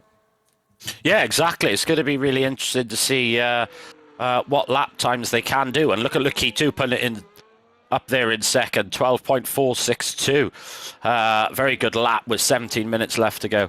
I just can't call P1 at this stage. It's too close. If you force me to give a name, I would say Senna. But it's going to be so close. You know, it's going to be down to not how quick you are, how consistent you are. Do you stay out of trouble? You know, do you not lose your head in situations that gets you frustrated? It's going to boil down to things like that. And do you not get penalties? Exactly. Look at Mike's lap up there, 12.733. I think I might need a new commentator at this rate, Colin. That is an absolutely fantastic lap from Mike. You know, let's not forget, this guy hasn't raced in 2 years. You know, I don't think he hasn't hasn't turned a wheel. He said a 12.6 is still on the cards. He thinks he could get a 12.6. I mean, that would be brilliant. I mean, he's really showing, you know, that he's still got it. You know, despite this gap that he's had, you know, 2-year gap, he's still got it. At this rate, I think one of you two will be joining me in the commentary box this season if Mike continues improving the way he is. But it is great to see commentator to commentator that commentators are fast and they are quick. And he's a nice Welshman as well. And yeah, it is very great to see. But as long as he doesn't do his Ivor spin mics every week, he'll be good. So yeah, I think I might have to call on one of you two to join me in the commentary box now if Mike ends up in P1. That'll be kind of funny commentating on him every week because I'm always used to him being in the commentary box. But again, we don't just do qualifying night time. We do look at race pace in general as well. But you know, we will see, of course, not everyone has done lap times yet. We still got more drivers. We'll probably do some more times coming up. Lakitu up there in third, J. Cole. Great to see he's still got the pace on this game. Yeah, 112.4, like you say. I mean, half a second off of Senna, but again, first lap, back on those soft tyres as well.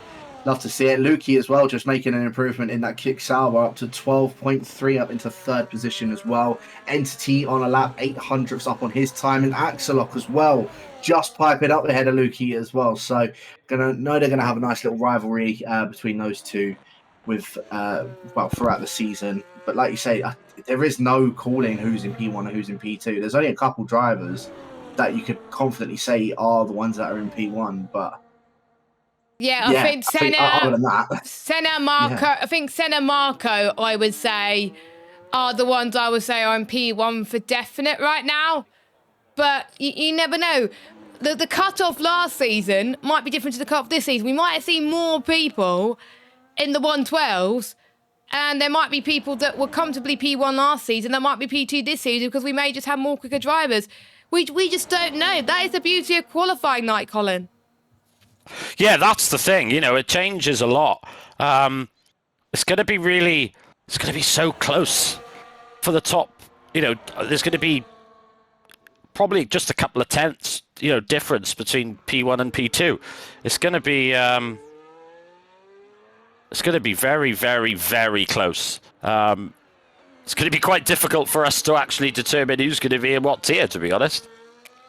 Yeah, it's going to be hard, but of course, we as admins have a few days to decide, and of course, I think we would all have a say because there might be some of the admin team that know quite a lot about certain drivers and they can just decide, oh, this driver's in this tier, and there are a few drivers that can't have signed up for the season who can't make tonight. Leroy being one of the examples, of course, for personal reasons. So hope his situation sorts out soon. We do have exceptions where if they do have a personal circumstance, they can't race in qualifying night, but they can race the season. If they are an existing driver, we can base their pace on last season and general pace in other leagues and in time trials. So Leroy will have a bit of an idea already of where he's going to be placed based on last season. But yeah, I hope his situation sorts out very, very, very soon. As Casper, he is about to start his next lap, going through towards turn 6. Casper, I think he's got a tenth left in him, I think. I'm sure he'll be happy, but I'm expecting Casper to get into the 111s, but I think he's starting to get used to J. Cole being on the PC, I think. Yeah, he definitely looks like he is just coming up the hill now, up towards turn number 10. We'll see if he is up on his time as he's making his way down towards it. 4.5 tenths up on his time on that 113.2. I think that might still be his fastest time on the mediums, so we'll see if he's able to make any more of an improvement up on his time here. About that time, probably put him around where Mike and Curry are in 8th and 9th. Of course, last season's runner-up. Probably not happy with his qualifying night so far, but as he just comes up towards the line now, the Finn up into P7 at 12.4, and it's so close because Craggy up into 4th as well, all the way down to Lakitu, just split by just over 2 tenths between 4th and 8th place as well. And our third person now into the 111s of Entity. Hey, he was in the 111s, Colin, I believe, last session as well. So he is consistent. He's showing his consistency up there as well. And the beauty, Colin, of having multiple sessions, we get to see drivers' consistency as well. So we might note down quite a lot of the times just to see, can they replicate that lap as many times as possible? And if they can, it strongly shows that they could be up there as well. So Entity, another time where he can get to the 111s. I think he's another driver that's definitely P1 pace, Colin, don't you think? I would say so. I think if you get in the 11s, you're certainly P1 pace. I mean, Entity's time then was only 8,000 slower than his previous session. So, you know, he's got the consistency of the times there as well, which is really key. You know, it's all very well doing a one-off lap. You know, regarding racing, can you do it lap after lap? Now, at the risk of annoying poor Casper, I'm quite surprised he hasn't gone quicker. I was expecting Casper to certainly be on the edges of the 11s, so I'm quite surprised that he's still on the 12.4. I think, what was his best lap so far? So Casper's best lap so far is a 12.3. So I'm expecting him to go a little bit quicker. I'm expecting him to go quicker as well. I'm expecting quite a few other drivers to go quicker as well. I know we're going to have a lot of trouble placing, I think, these drivers, because I think we're seeing a lot more P1 caliber drivers more than ever. I think there could be P1 on a good day, but we got to think, how are they going to do on other tracks as well? Like I was saying earlier, you may be good at Spain, but you may be rubbish at Imola. You may be rubbish at all the other tracks as well. So we're putting that into perspective as we've got around about 9 minutes to go. I will need to check with Lukey and Nick. I think we are doing one final session later on, because we are going to get Mike in the commentary box. He did say he was going to join us. So, Colin, we will have another Welshman joining very, very soon. That'll be great. And you'll get to boast of how good he is on this game. Well, funny enough, I did actually just sent a couple of DMs to Mike as well, because he said the same thing, that he actually invalidated a 0.6 in the previous session. Oh, no. But I want him to beat it now. I know Mike's a good mate of mine, but even so, I mean, at the risk of sounding biased, what a performance from somebody who hasn't played the game in 2 years. You know, it's like, I'm really, really impressed, to be fair. Now I'm waiting to see. Senna will not be happy that he's seeing a guy who is quicker than him. It will really annoy him, and he's going to be really up for getting that top spot. So I'm very interested to see what Senna can pull out the bag. Oh, definitely. Good rivalry. And also Jamie Collin has improved on his lap time from last season as well. He's now in the 1:13.3s, which is very great to see at this this stage of the session.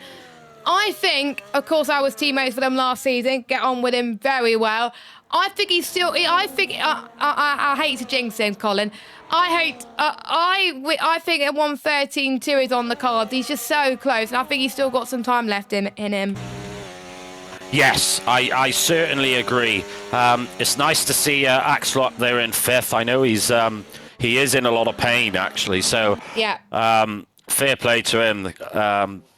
For pushing on, a 12.3, having, he literally couldn't touch his rig for God knows how long because he was just in too much pain. He couldn't even sit down in it. So that's an impressive time for a driver really that's just had surgery. Exactly. Fair play to him. Craggy up there as well. He's not far off the 11s. Lukey, really consistent. Lukey. I think every session he's done at least 3 sessions. And every single one has been a 12.3. So that's really impressive. I'm just trying to see what was his time last season. His time was a 1:12.290. So he's his consistency is there. But J. Cole, even though people know that they're going to be in P1, you just want to get quicker and quicker, even though you know you're going to be in the same tier. It's like me, even though I'm going to be in the bottom tier. You just want to get quicker every time just to find that extra temp, knowing that you can be up there. And this marker goes quick again. See, for me, it was... Yeah. Sorry, J. Cole. For me, it was like almost setting down a marker for everyone. To say, look, this is how quick I am, so look out. Whether it worked or not is besides the point, but that's... I think other drivers have a similar attitude as well. Yeah, I was going to say the exact same thing. Like, I think Moikali has also just kind of proved that, you want to be going as fast as you can to say, look, this is what you can do, what you show you can do, despite if you think you're going to be straight in there anyway, or whether you're in P1 or in P2, you want to try and prove that you can race against the best people in the tiers. So why not try and make an effort of it? And as I say, even if you are at the top, like Moikali has just done, he's improved on his time even more. So he wants, I can tell he wants Tony's time. I think he does. That's his aim, is Tony's time. And he's just edging closer and closer towards it. I'm loving the competitiveness to be like, I want to beat your time and stuff like that as well. It will just be amazing to see as Marco goes into the pit lane. Let's see what Nick can do as he goes up to the line. He's not going to improve on his time overall in general, but he's done a 1:12.4 at this stage of the session. That is very, very impressive. So your times for session 3 is Marco with a 1:11.8, Entity with a 1:11.9, and we got Senna with a 1:11.9 as well. Then 1:12s for Craggy and Lukey. Axel with a 1:12.3. Casper on the 1:12.4, but we know we can go quicker. 1,000th slower than Casper is Nick. Then we got Lakiti, Malvin, Curry, Jonas, Ibram, Mike, Jamie, and we got I'm going to call him Guest Star. I think it's Damien his name is. Yeah, it is Damien. So it's Gester, Anthony, and Proverb. We know Proverb can go quicker, but I'm almost certain Proverb probably will be in the P2 tier for this season. So those are your times. As we've got 4 minutes and 42 seconds to go of the session. And Casper is going to go again. He's going to go again right now. It's a bit too early to go out for him, but he just wants to make sure he has enough time to do another lap just in case he messes up. And I spoke too soon. Sorry, Casper, I jinxed you. So how worried is Casper at this stage, seeing 6 drivers ahead of him? You know, he was fighting for the championship last season, finished P2 overall in the P1 tier. I wonder if there's any worry entering into Casper regarding his pace at the minute. I wonder that as well, to be honest. We'll see. But again, it takes a while to adapt to a new platform. And we always get situations every season in the second game cycle. I had it, I think, last season, I believe, or a few seasons ago. No, a few seasons ago in the second season of the game cycle, where I was quicker one season, then the second season I was a lot slower due to it being a lot quicker drivers in the tier, and it really forces you to push to be a lot quicker than you would expect. I know both of you in P1, and when we've had rapid drivers before, you got your the pad goat Louis, for example. I know a few esports drivers raced with us, I think, in the past, including a certain F1 Visa Catch RB driver who's racing it in real life this season as well. I'll go to you, J. Cole, first. How do you feel when you see a lot of quicker drivers than you, and then you only have a few of the drivers that are probably similar pace as you? Do you just then focus on the drivers around you, or do you just want to be better than everybody else? His guest has been disqualified for some reason. We'll note down this time, Carl. Yeah, I got that. Yeah. In terms of that, I'd say I'm petrified of it when it happens. But I mean, the only thing that you really got to do is just focus on what you can do. If you can only just do what the best you can. If you can't, if they're just that much quicker and they still beat you, then it is what it is. You try to obviously whatever you can. I think I had that at one point in a different league back on F1 22. I think it was, or 23. So I have done that before. It's been tough, but at the same time, you just kind of have to just go with it. You just feel lucky that you're racing against people that are just that much quicker, and hope that you can at least try and keep up with them. And I said that's all you can really do. If you're able to, then fantastic. Yeah, we got the final 2 minutes of the session, and Senna is going to be wanting to find every last temp that he can get. I was not watching on board all of his lap, so I have no idea what he's going to be doing. So Senna goes up to the line with a 1:11.947, so just not quite enough to beat Tony's time or even Marco's time at the moment. Colin, this is going to be killing himself. Oh no, Nick just had a spin as I went on board with him. Oh. Yeah, that's. Don't be surprised if you see Senna again now in the next session. The final session as well. It will be. Yes, in a minute. I could see him going. I'm not. He won't be happy with that. I mean, I would be. I would be, definitely. I'm just out of curiosity. Curious to see what I put. 12-0 is what I managed last season. Similar pace to Luke going back and Nick. to the. But going to the question you asked, J. Cole, it used to wind me up when I used to see drivers so much quicker than me. I'll be like, what are they doing that I'm not? I used to find it very frustrating. I mean, you guys know me many years now. Very competitive. And it's very frustrating when you see somebody and you go, they're a lot quicker than me. But sometimes you need that because you end up pushing yourself a little bit more, and you don't settle then. You end up finding more pace from you're looking for that you end up looking for hundredths then as opposed to tenths. So it does drag you along seeing drivers quicker than you, and it does help you. It certainly helped me out. Yeah, it helps a lot having much quicker drivers in the tier. because you just see that gradual improvement as we're just about to finish the penultimate session of the evening, as we're seeing the last times come through. So I think it's one of the, it's Lukey about to finish this session. 1:12.260 for him, a slight improvement for him as well. We've got one of the RBs, that is, I believe, Jonas Holbrit. Why would it let me go on board with him? Nope, he's diving into the pits, never mind. Malvin, who goes up to the line, he joined mid-season. Let's see what he can do. 4th place for Malvin. Now, that is impressive, but definitely a dark horse of that session. We could have a new benchmark. We'll have to double check the times, but we may have a new benchmark here. Entity goes up to the line. I don't think it's going to... No, it's not going to be an improvement for him. Let me have a look, actually, at my notes. Yes, we do. We have our new benchmark. Tony's time has been beaten. Wow. That's very, very impressive. Absolutely. You know, in all fairness to him, you can't accuse him of sandbagging. He's done so many sessions. Screenshot. Yeah, got that. I've actually written all the times down, so I've recorded them all, so we're all good. We'll go through the times very quickly. Mike, by the way, Cole, has got into the 1:12.6s. So he's finally got into the 1:12.6s. Go on, Mike.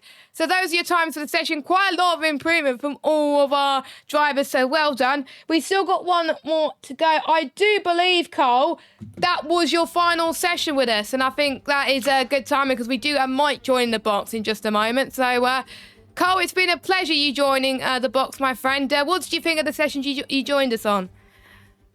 To be honest, I loved them all. You know, there was quite a few surprises in that. I don't know how to pronounce that guy's name. Moki, what did you say Marco. his name was? Just Marco. Yeah, he's a big surprise. Entity, for me, is the big shock. I wasn't expecting him to get into the 11s.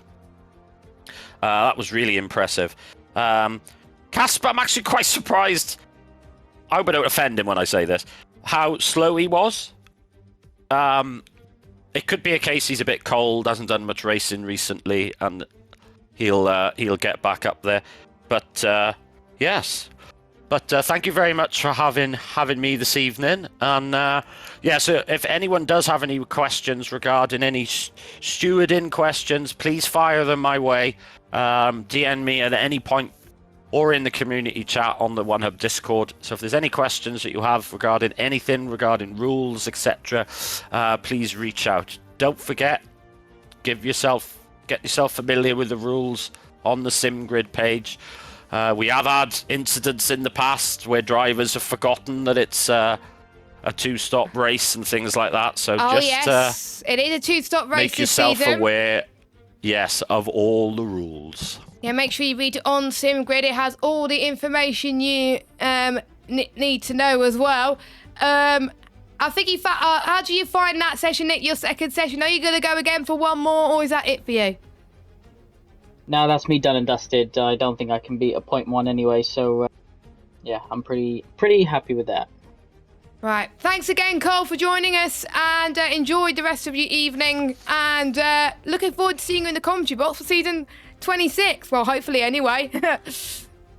Yes, I can't wait. I got to be honest. Just so P1 this time next week would have just started. So yeah, very excited. See you all next week for round 1. Yep, so see Colin next week for round number 1. You can catch us all there, but we still got one more session to go. Let's before we ask J. Cole's thoughts on the session that we just had. Nick, what's your thoughts on the whole for this entire quali night so far? What surprises have you seen out there on track? Have you seen any drivers that you were expecting to do well or haven't? Have you seen any big surprises on any drivers that have done better than expected? I think Entity stood out for me. I think, you know, we've always known he's had the pace. It's just making sure that, you know, he can keep his races clean. I think J. Cole mentioned that earlier in the stream as well. So yeah, he did really well. Casper, obviously, I was expecting him to beat Tony's time. So to see him more closer to me, I guess makes me happy. But yeah, I was expecting him to go quicker. And obviously Mike, who's just joined the commentary box, who hasn't raced the game in 2 years is looking pretty damn rapid. So I'm not sure if he's trying to get himself top tier or what he's playing at, but he's definitely got some pace in his old. Speaking of Mike, we may as well bring him back into the commentary box now, where he should belong. Joking. Hello, Mike. Fantastic laps throughout all of those 3 sessions. How did you find qualifying night as a driver? Because it's your first time as a driver for a long time. Yeah, very interesting. I was very surprised at the pace I had, but I think that's down to Spain just being a staple of F1 games and previous now, so I'm already quite familiar with it compared to like some other tracks now, for example.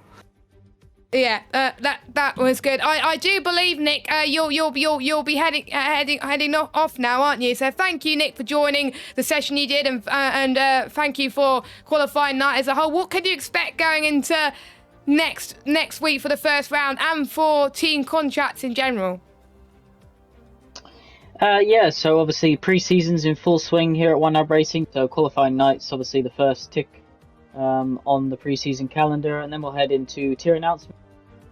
The admins will be busy working, obviously not as hard when it's only 2 tiers, but still, you know, there's always those few drivers who you feel could kind of go in both tiers. So we got to work that out, and then of course it'll be on to teammate selection, fun to apply. Jamie gets hard working on that, and then of course get ready for round 1, which excited for. We've got some great commentators lined up. I think it's going to be a great season to finish off 24. Cool. Thank you. We'll let you enjoy the rest of your evening, Nick. I know you've been very busy at work recently as well, so best of luck with that. And we will see you very shortly. Thank you. Cheers, guys. Have fun. Right, there we go then. So we are about to get, just in time, we're about to get started for the final session of the evening.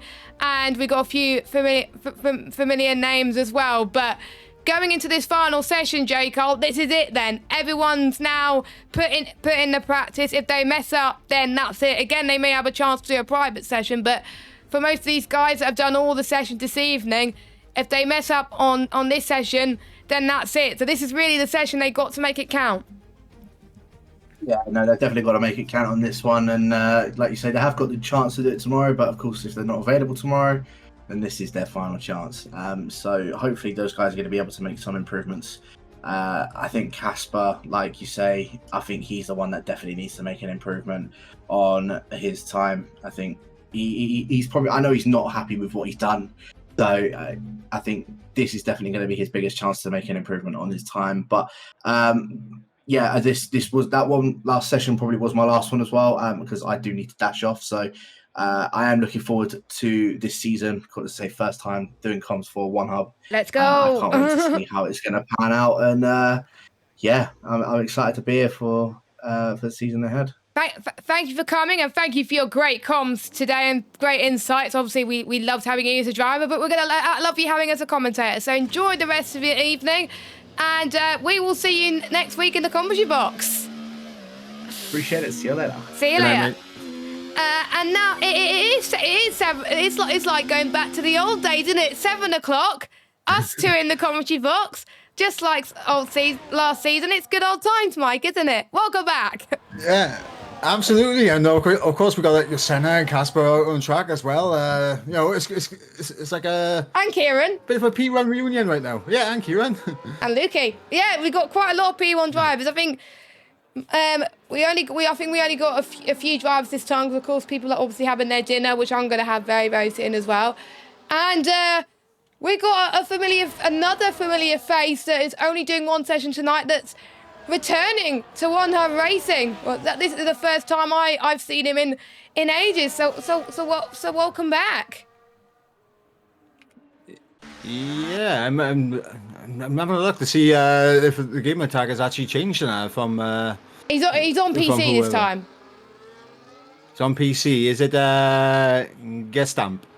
No, the driver in third. Oh, Oshin. Yeah, he's back. Ah, now that is honestly that is a name that I completely glossed over. I thought he's been competing this entire time. No, he wasn't here last season. He wasn't here last season. A name that I always struggle to pronounce because I'm an absolute idiot. But there we go. So, of course, I think he's the only one who we haven't seen, as well as Kieran. But everyone else has done at least one session, as Proverb has had a little bit of a spin in Tanania, of course. Just like all the sessions we had this tonight, Mike. Everyone, again, just starting on those medium tyres. I think that is crucial because if you do start your time on the soft tyre straight away, you don't have a delta to gauge with, and you want to be improving throughout the session. Well, it's not just that as well. It's at the beginning of the session, grip obviously is quite low compared to the end of the session, and you just want to get a few sighter laps in. Just lay down some rubber as well with the medium tyres. Just engage how the track is reacting to the car, because obviously session after session, you're going to get more used to your setups. You're going to get more used to the track. You may be able to push it a little bit more. So you would have seen over the previous sessions, those that have competed in every single session so far, you've seen their medium times consistently improve.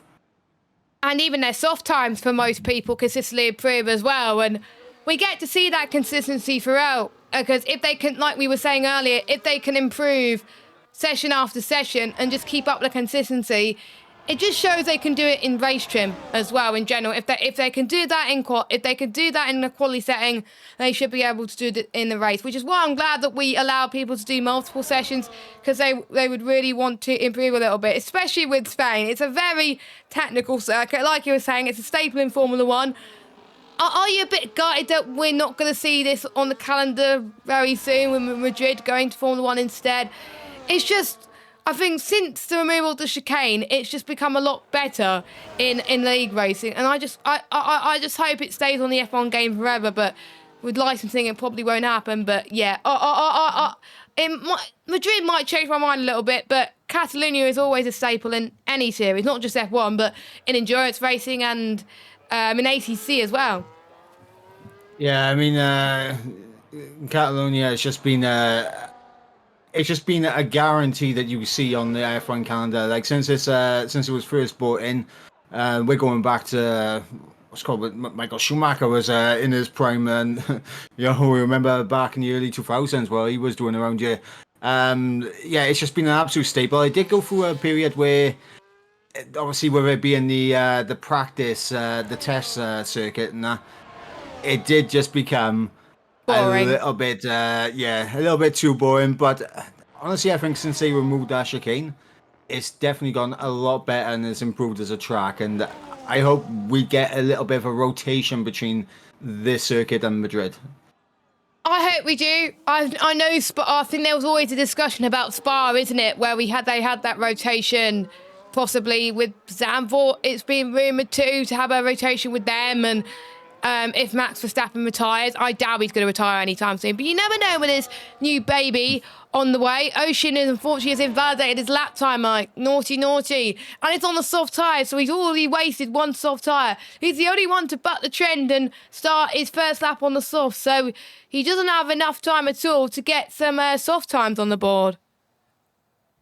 Yeah, and I'm wondering why he's out there on a set of sauce.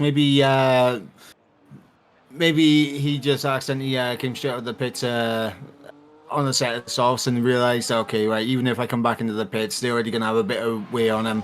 I might as well just see if I can do a lap or two. Yeah, I think so as well. So we are seeing good. Entity's 12.9 on the mediums is absolutely insane. So we're seeing that improvement. Senna goes, wow. Right, Senna, mate, if you do not improve from your times from the last few sessions, mate, I don't know if you'll live. So please improve. That would be amazing. That's it. Seeing people doing 12.7s on mediums when I can't even do that on softs is quite embarrassing to say the least. But jokes aside, they've done a great job on that regard. So Senna, Entity, very impressive. Lakita's time on the mediums pretty good as well. Same with Lukey. Caspar, I would say quite a few improvement. It's great to see Jamie improving from his last qualifying night time as well. He's a driver who wants to improve on his consistency. He felt like in some races he could have gone a bit quicker. I know his pace in Portugal was very, very impressive, but for me, when I was speaking with him, he knew he knew he could have improved a lot last season. And he's got a point to prove for this season, potentially going in P2. Maybe he could be a title contender along with the likes of John. And, of course, we've got a few contenders, possible contenders that be moving down from P1 to P2. You know, in both tiers, we could see, I think, a lot of contenders for the championship, which is really great to see. Quinn, of course, doing very well in Imola last season, just missed out on the win due to penalties. But Quinn could show he could be up there based on the times he improved on from last season. Yeah, Quinn, of course, been making steady improvements. Same with Jamie. From session to session, you've been seeing them get a bit quicker here, finding a little bit more time here, taking a little bit more speed through each corner, and it's definitely helping with their times. And honestly, right now, I mean, looking at some of the drivers now so far, I'm waiting to see what Casper's going to do in this session, because obviously last session was a little bit disappointing. I mean, he is called Casper, and he was found ghosting in the last session, so we do need him to... He's going to hate you saying that. Yeah, I know, but love you, Casper. He's going to hate you saying that. But honestly, after covering all the sessions so far, it has been really amazing to watch. I think I did miss watching covering qualifying night last season.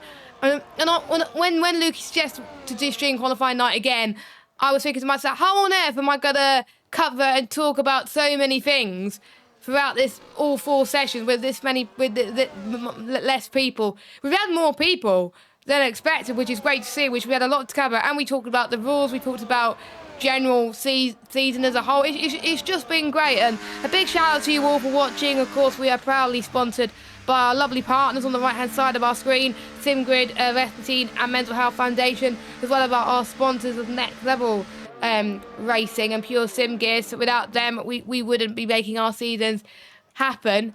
And we still got some really great prizes on offer this season, including the new Speedster Award for Poles of Fastest Laps. That's what we're calling it now. That's going to be our new naming for that. The rankings about some lovely great trophies on offer this season. And, of course, some lovely Next Level Racing prizes, which are still to be confirmed. So plenty of chances to win some amazing prizes. Entity's about to start another lap on the I think he's going on the set of the medium tyres. I'm shocked for some people still out on mediums, but again, some people may not have gone for the harder option, Mike, and might not have enough softs to go for the rest of the session. But for some people, they want a bit more of a delta a little bit later on in the session. Ocean, come on. He's on the mediums, thank you. So at least he'll have enough time to go on some softs later on. I think he realised that going on the mediums at this point in the session is a lot better for him. Yeah, absolutely. And obviously at this stage, it's kind of where you're going to be expecting to see some of the drivers switch onto a set of the soft compound tires. Obviously in a normal qualifying session, 18 minutes, and obviously you're going to be getting 4 runs out of those softs in 18 minutes. So we should be seeing drivers switching onto the softs in just a moment's time. And that's why starting on a set of the mediums, just doing a couple of installation laps, eyesight in laps, can really just help you gauge in, because as soon as you chuck on a set of the softs, it's game time after that point. It is game time. I would just like to hear your thoughts in the chat, everybody, of what you thought of the qualifying session. Maybe you have done a qualifying night session tonight, and maybe you could tell us in the chat what you thought of your times. Do you think you could have improved on your times, or do you think it was the best you could have done? So as Ocean has taken a very interesting line going into turn number 1 on his in laps, try and get into the pit as quickly as you possibly can. Atslot in the chat, by the way, has just said that he always liked the chicane around Spain. Not many people agree with him, but that's a very interesting point. Everyone's entitled to their opinion, but most people don't like the chicane, whereas Scorpion does as well, which is not surprised because Scorpion did very well in previous editions around this track. Oh, hello, Casper. A 112.309. We are starting to see improvements from Casper Klein at this stage of qualifying. I think he means business here, Mike. Yeah, I think he heard me say he was ghosting in the last session, and then he's like, oh yeah, I'm not having this on mic now. All right, turn the pace.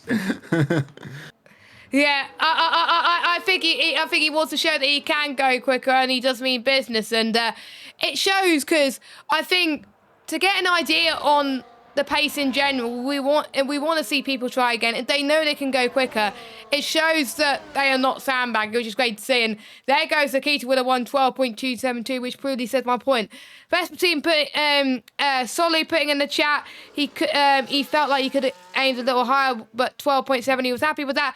To be honest, Solu, I've been impressed with a 12.7. It's great to see drivers that may not have had a good qualifying night session, but in season 25, but had a good one in season 26. But I'm not surprised with Solu because, of course, he had a very strong second half of the season. Of course, just missed out on the win a few times. So I'm excited for P2 to race in P2 in general. If I do end up in P2, which is more than likely with the sweats on this game now, but I'm excited to see how close the field's going to be as Malvin comes across the line in P6.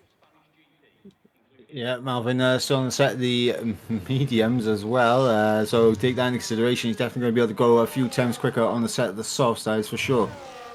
Yeah, but I think he can. I think everyone is going to be up there to try and improve as well.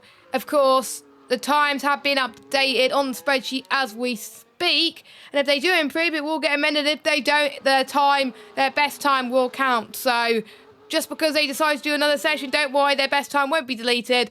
Their best time will be kept if they do not improve from this session. And again, there'll still be more times tomorrow, including from yours truly, because of course I've been streaming the entire thing, and I still want to improve on my lap time. So I'm going to be doing a few more sessions tomorrow. Even now, I know what tier I think I'm going to be. I just want that ego boost. So there we go. So 15 minutes. Yes, we need the commentator battle, though. We need the commentator battle. No, Mike, I'm not going to get in the 12s. There's no way I'm going to get in the 12s. We need it. No, you did. I didn't. We need it. I know. I'm going to need a miracle for that to happen. I think I'm in the 13 fours at the moment. Yeah. I don't want to improve too much because otherwise I'm also going to end up in P1. And who's going to commentate on the P1 tier? That would be a disaster, to be honest. But we'll just probably both end up commentating on P2. But then where will Nick go?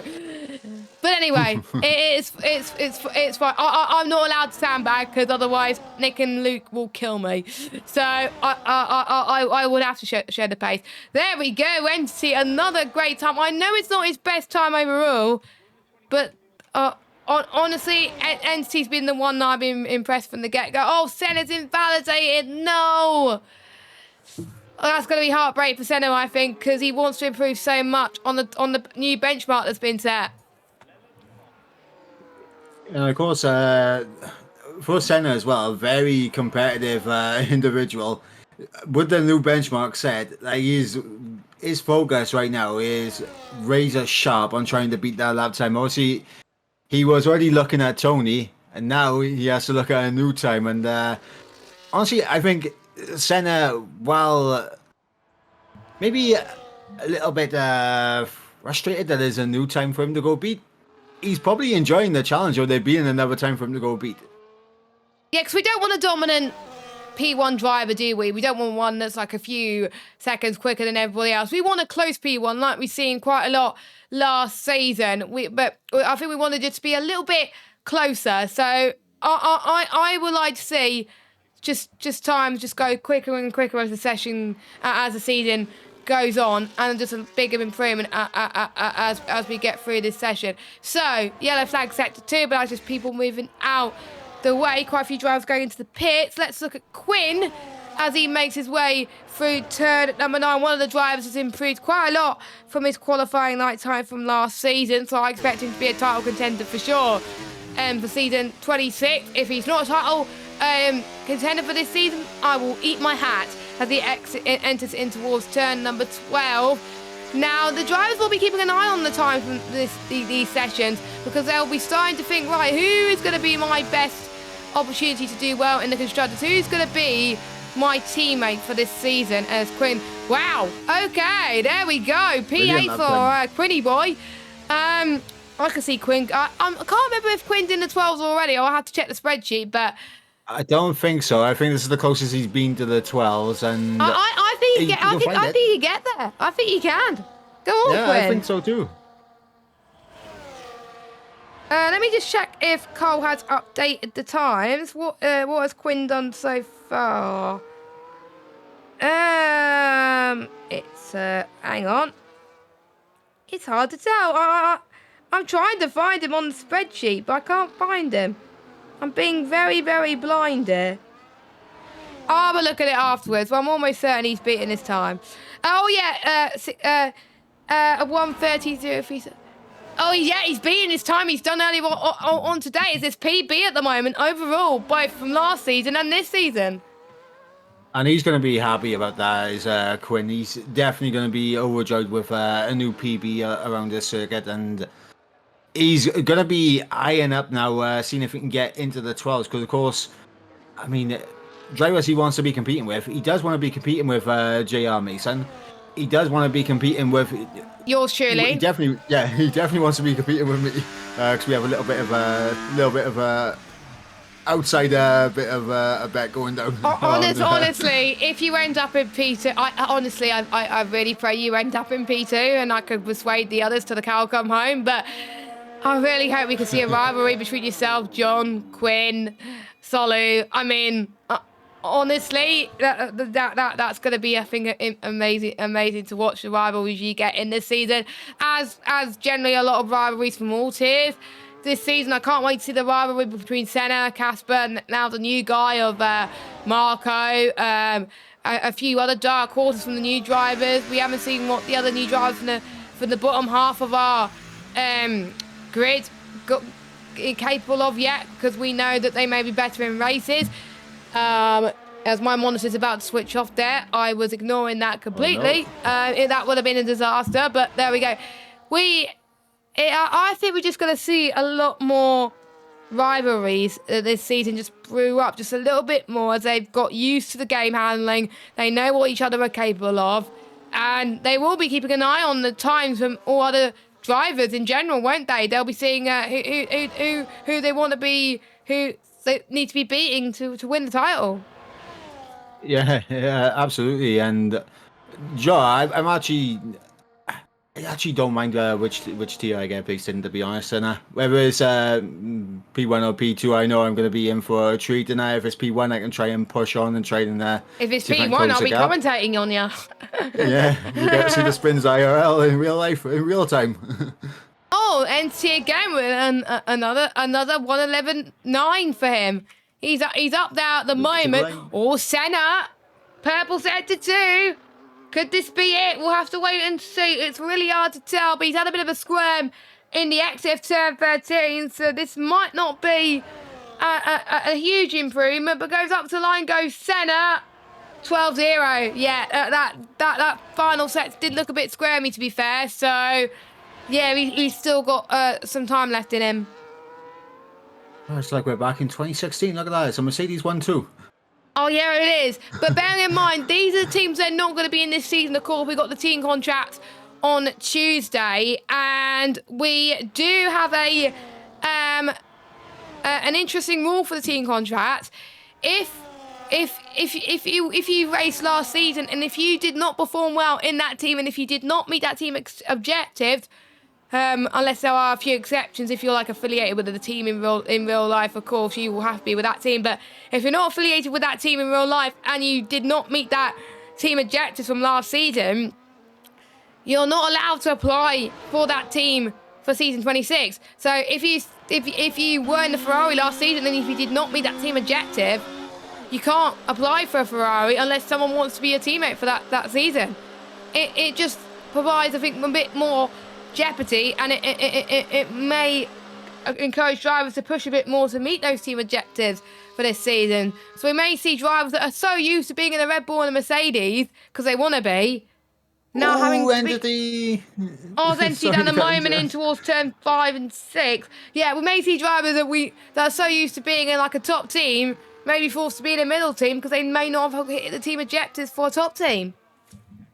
Yeah, and of course that brings another element into it. So based on previous seasons, how you've performed will determine it'll have a factor in what car you're going to be racing in this season, which is of course fantastic. And obviously with the gearbox way coming into it as well this season. More strategy variations going to be in play as well. I mean, I'm looking forward to this season. It's going to be a very, very exciting season. Kieran's had a spin. Oh no! There's a lot of pressure, I think, now starting to build into the final half of the session, knowing that this is the final session of the night. That this is it for some of these guys, but I know for the likes of Kieran and Oshin who have their first session, they would probably want to do another session tomorrow if they don't improve today. Yeah, and I think Oshin, I mean, we'll see, based on pace, I believe I first got the opportunity to commentate on him back in P2 a few seasons back, if I remember correctly, and he was rapid back then. He was good. I think he just missed out on... Was he top 3, was he? I think he was top 3 in P2. I think he was in the championship battle going into the final 2 rounds. And that was when we had 3 tiers. Yeah.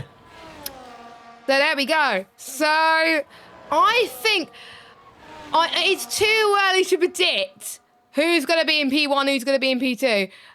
Usually, like if he did that time last season, yeah, P1 comfortably all the way. But seeing a lot more drivers in the 112s this today, it's too close to call, I think. So we're going to be in for a tough few days in the management little area on who we think is going to be in what tier. I think we will have some slight ideas here and there, but we will have a few disagreements. We may think, oh no, this driver's not going to be there. They're going to be too dominant. But again, we'll have to wait and see. The Keto, for the first time tonight, Mike, has gone into the 111s. That is impressive. Yeah, and of course, a returning driver, one of the many returning drivers that we've got coming back for this season. That have taken a little break, as you mentioned, Akito Oshin as well. Scott, I believe did Ghost take a break last season? No, Ghost was here Ghost was here last season.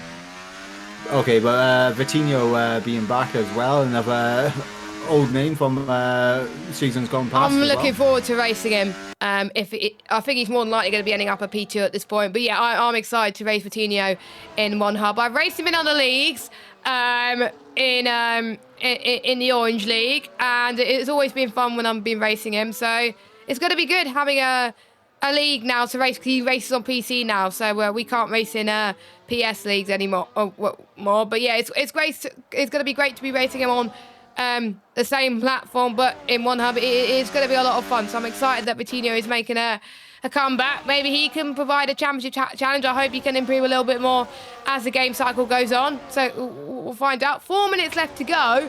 Nikita out there on top. Let's watch Senna go through sector 1. He's about almost half a temp quicker than his previous best in this session. Tony's just asked... Pardon, sorry. Heartbreak for Oshin. He did a 12-1, but he just nipped the track limits. Tony just asked if his time's been beaten yet. Yes, unfortunately, it has a 1:11.736. It was I think it was a session just gone actually that Marco improved on your time. So there we go. But we're seeing more drivers in the 111s this year compared to last season. So. If like say one of those drivers did it last season, we would have questioned their pace a little bit if they were too quick. But this season, Senna, there we go, 1:11.8. There we go. So he found a lot of time in that final sector, but is he gonna have enough time to come in again? I doubt it. It's gonna be very close. Probably 1 minute 10 to get. Well, less than 1 minute 10 now. Probably like a minute to get back to the pits. He might just be able to get back in and back out. It's going to be close, but he might just be able to do it. I think he would as well. I think generally he could do it. It is a short track. If it was like Belgium or something like that, then probably not. But luckily we're not at Belgium. We're at Belgium at the final round of the season to wrap it off. Hopefully Cody's don't change the release date once again and ruin our plans, but you never know with Cody's. So 2 minutes 40 to go. I'm probably glad that the session's going to end soon, because then I can rest my voice and have some food, because I'm starving. I was going to do another session by myself tonight, but I just don't think I'm going to have the time, to be honest. But we will see. But 2 minutes left to go on the clock. Final stages then. You've done this probably all the time tonight. Looking at the final few moments of the session, what's going through your mind? What's going through your mind is obviously the pressure is building, the grip levels at their highest. This is a moment where you're looking at all the corners of which you may have scrubbed off a little bit of time, maybe not as quickly on the traction, maybe didn't get the turn in you wanted for that corner. You're going to be focusing on trying to find the improvements in those corners where you may have made some small mistakes. And all these drivers, if they have a few of those corners, that is what they're going to be dialed in on. So they're going to be going through the motions through some of the corners. Now they may end up losing a little bit of time in those corners, and they're going to be looking to try and take advantage of the areas where they can find the most time. Yeah, plenty of opportunities for people to find a lot of time indeed. We've got a minute to go on the clock, and Entity's one of the first drivers to be setting a lap time. Quinn is also he was on a lap, but he had a moment in the final corner. And he's retired from the session. Then we retired on track. Tut. In a normal situation, it would be frowned upon, but for this qualifying night session, because collisions are off, we will let him off. Anthony's had a bit of a spin as well, so that is his session done. Luckily, damage is off. That's one thing I forgot to say. It is clear, don't forget. We've got both of the Kicks Albers about to start their final runs. Ocean going through their lap as well as 1:13.4 was Muse's time. So I'll make sure I'll try 11:8. 11:8. There we go. What a lap time from Entity there. Yeah, and he lost a bit of time as well. He was 2 tenths up in the middle sector, and he just ran out of deployment on the run up towards the line. So potentially he could have got himself into the 11.7. So Entity would be quite happy with that, I think, an 11.8. I think he would. By the way, Casper's improved to a 12.2, which I have to say is very impressive from Casper. That's what we like to see. The key to, let's see what he can do in Sector 1. I think he can improve quite a bit. Ooh, 16,000 down. What about Senna as he's going to start his final run? This is the final session that we are streaming today. We've got Jamie, who is about to cross the line at 13.255. I'm almost certain that's his best time of the session overall and from last season. So his PB for him, he'll be very happy with that. Lukey's lost himself into 5th. I think that was improvement for him as well. Proverb, he's been disqualified. We will have to note down his time as well very soon. And let's see what Senna could do. Senna's a few 100ths down. So unless he can have a miraculous final sector, it's going to be hard for his time to be beaten, unfortunately. So here comes Senna. We got a few more lap times on the board. Kieran goes 8th. Ocean in 7th. Malvin goes up to the line in remains 6th. So it will just be Senna. A few more corners to go. The final sector is where you can make it or break it. So he goes up to the line. What's it going to be? I think it was a 12, I think it was. So he did not improve there. Yeah, I think just went a little bit too deep through turn 10, scrubbed off a lot of time, and you just couldn't recover it in the final couple of corners. Right, I need to screenshot this, but I do know there's quite a few times to get, so I just screenshot the ones that have been disqualified just to make things easier for me. So if you just give me a second. Lap times. There we go. So I got those screenshots saved for you. So here are your times then. So Entity topping that one. 1,000 of a second separating Entity and Lakita in that session, Mike. Yeah, and I'm going to say it now. Entity, in my opinion, dark horse for the P1 Championship. I'm just saying right now. Oh, I can see, because I think I've been speaking to the likes of Colin, J. Cole, Nick, throughout the entirety of today. And their biggest surprise, in a good way, has been Entity. Entity has improved a lot on this game, and I said to them, I would eat my hat if he's not a challenger for the title in P1. I would do that. But that is it then. That is the end for qualifying night this season. Of course, tomorrow and Tuesday, there'll be a few more private sessions for those drivers that want to either improve or haven't had a chance to do a session already. So we will see more times being added on the board. But at the moment, Marco, it is your time to beat. Now, there's going to be an anxious wait, including for ourselves as well, as drivers, as to where we will be placed for the upcoming season. What will be going through the drivers' minds as they wait to find out if they've done enough for the tier that they want? Well, obviously, for the drivers that feel that they can improve on that, they're going to be trying to take advantage of the private sessions as best as they can to try and find those improvements. For those, I think they've maximized their qualifying. There really is nothing that they can do now but sit anxiously waiting for the results to come through. Yeah, indeed. So make sure you join us on our socials on the 4th of February for 2 announcements.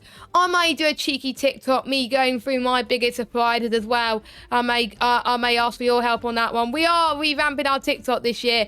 We want to get more TikToks more actively involved on our socials, so keep an eye on that. The 2 announcements on the 4th.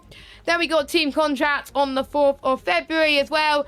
And then Jamie will be very busy a few days after going through all the team contracts, keeping an eye on the criteria as well from last season. And then we'll be placing 10 drivers from each tier into their respective teams. And then we'll be first round on the 9th of February around Imola. But before we go, a quick run through of our sponsors. Next Level Racing. Here are the prizes that the drivers could win, but that's still to be confirmed. So we will be keeping an eye on, we will be letting you know on socials for that one. Top 3 in the Drivers' Championship. Those are the trophies that they could be winning, as well as some lovely merchandise from our partners, Vespertine. So massive shout out to them. Plus free entry for next season for all of our top 3 in the Drivers' Championship. If you win the Constructors' Championship, you also get free entry to next season, plus a nice trophy. Also, our prizes from our other sponsors, Pure Sim Gear, the Combined Masters Lap or Poles, also known as the Speed Tour Award, win a Pure Sim Gear gloves or socks. I would go for the gloves in my opinion. Our partners Vespertine sponsor our merch, and also you win the Race the Dream t-shirt if you win the Going Gets Tough Award, and you win a Pulse is a Premium t-shirt if you win our One Hub Racing driver rankings. And of course our partners at SimGrid that will provide our lovely standings and lots of other stuff for us. And finally, Mental Health Foundation. It is good to talk. Make sure you do go have a moment to talk if you do have an issue with your mental health, especially with Time to Talk Day coming up in just a few days' time. Mike, any final thoughts before we wrap up? Obviously, massive shout out to all the drivers that participated tonight and getting lap times on the board. And good luck to absolutely everyone ahead of season 26. We'll see you for round number 1. See you for round number 1, 5 p.m. for P2, 7 p.m. for P1. Commentators to be confirmed, because 3 out of the 5 commentators have taken part in qualifying night, and we can't sort out the commentators now because otherwise we may have to change around if certain drivers may be quicker. So we will see. We will see. Of course, not just down to me, it's down to all the lovely other admins as well. So for myself, Mike Edwards, Nick Egan, Colin Mason and Jay Cole, thank you for watching. See you at 5 p.m. next week for the first round of season 26 around Imola. Take care of yourself, and best of luck to anyone who's still got a session still to come tomorrow. But for now, take care. Bye-bye.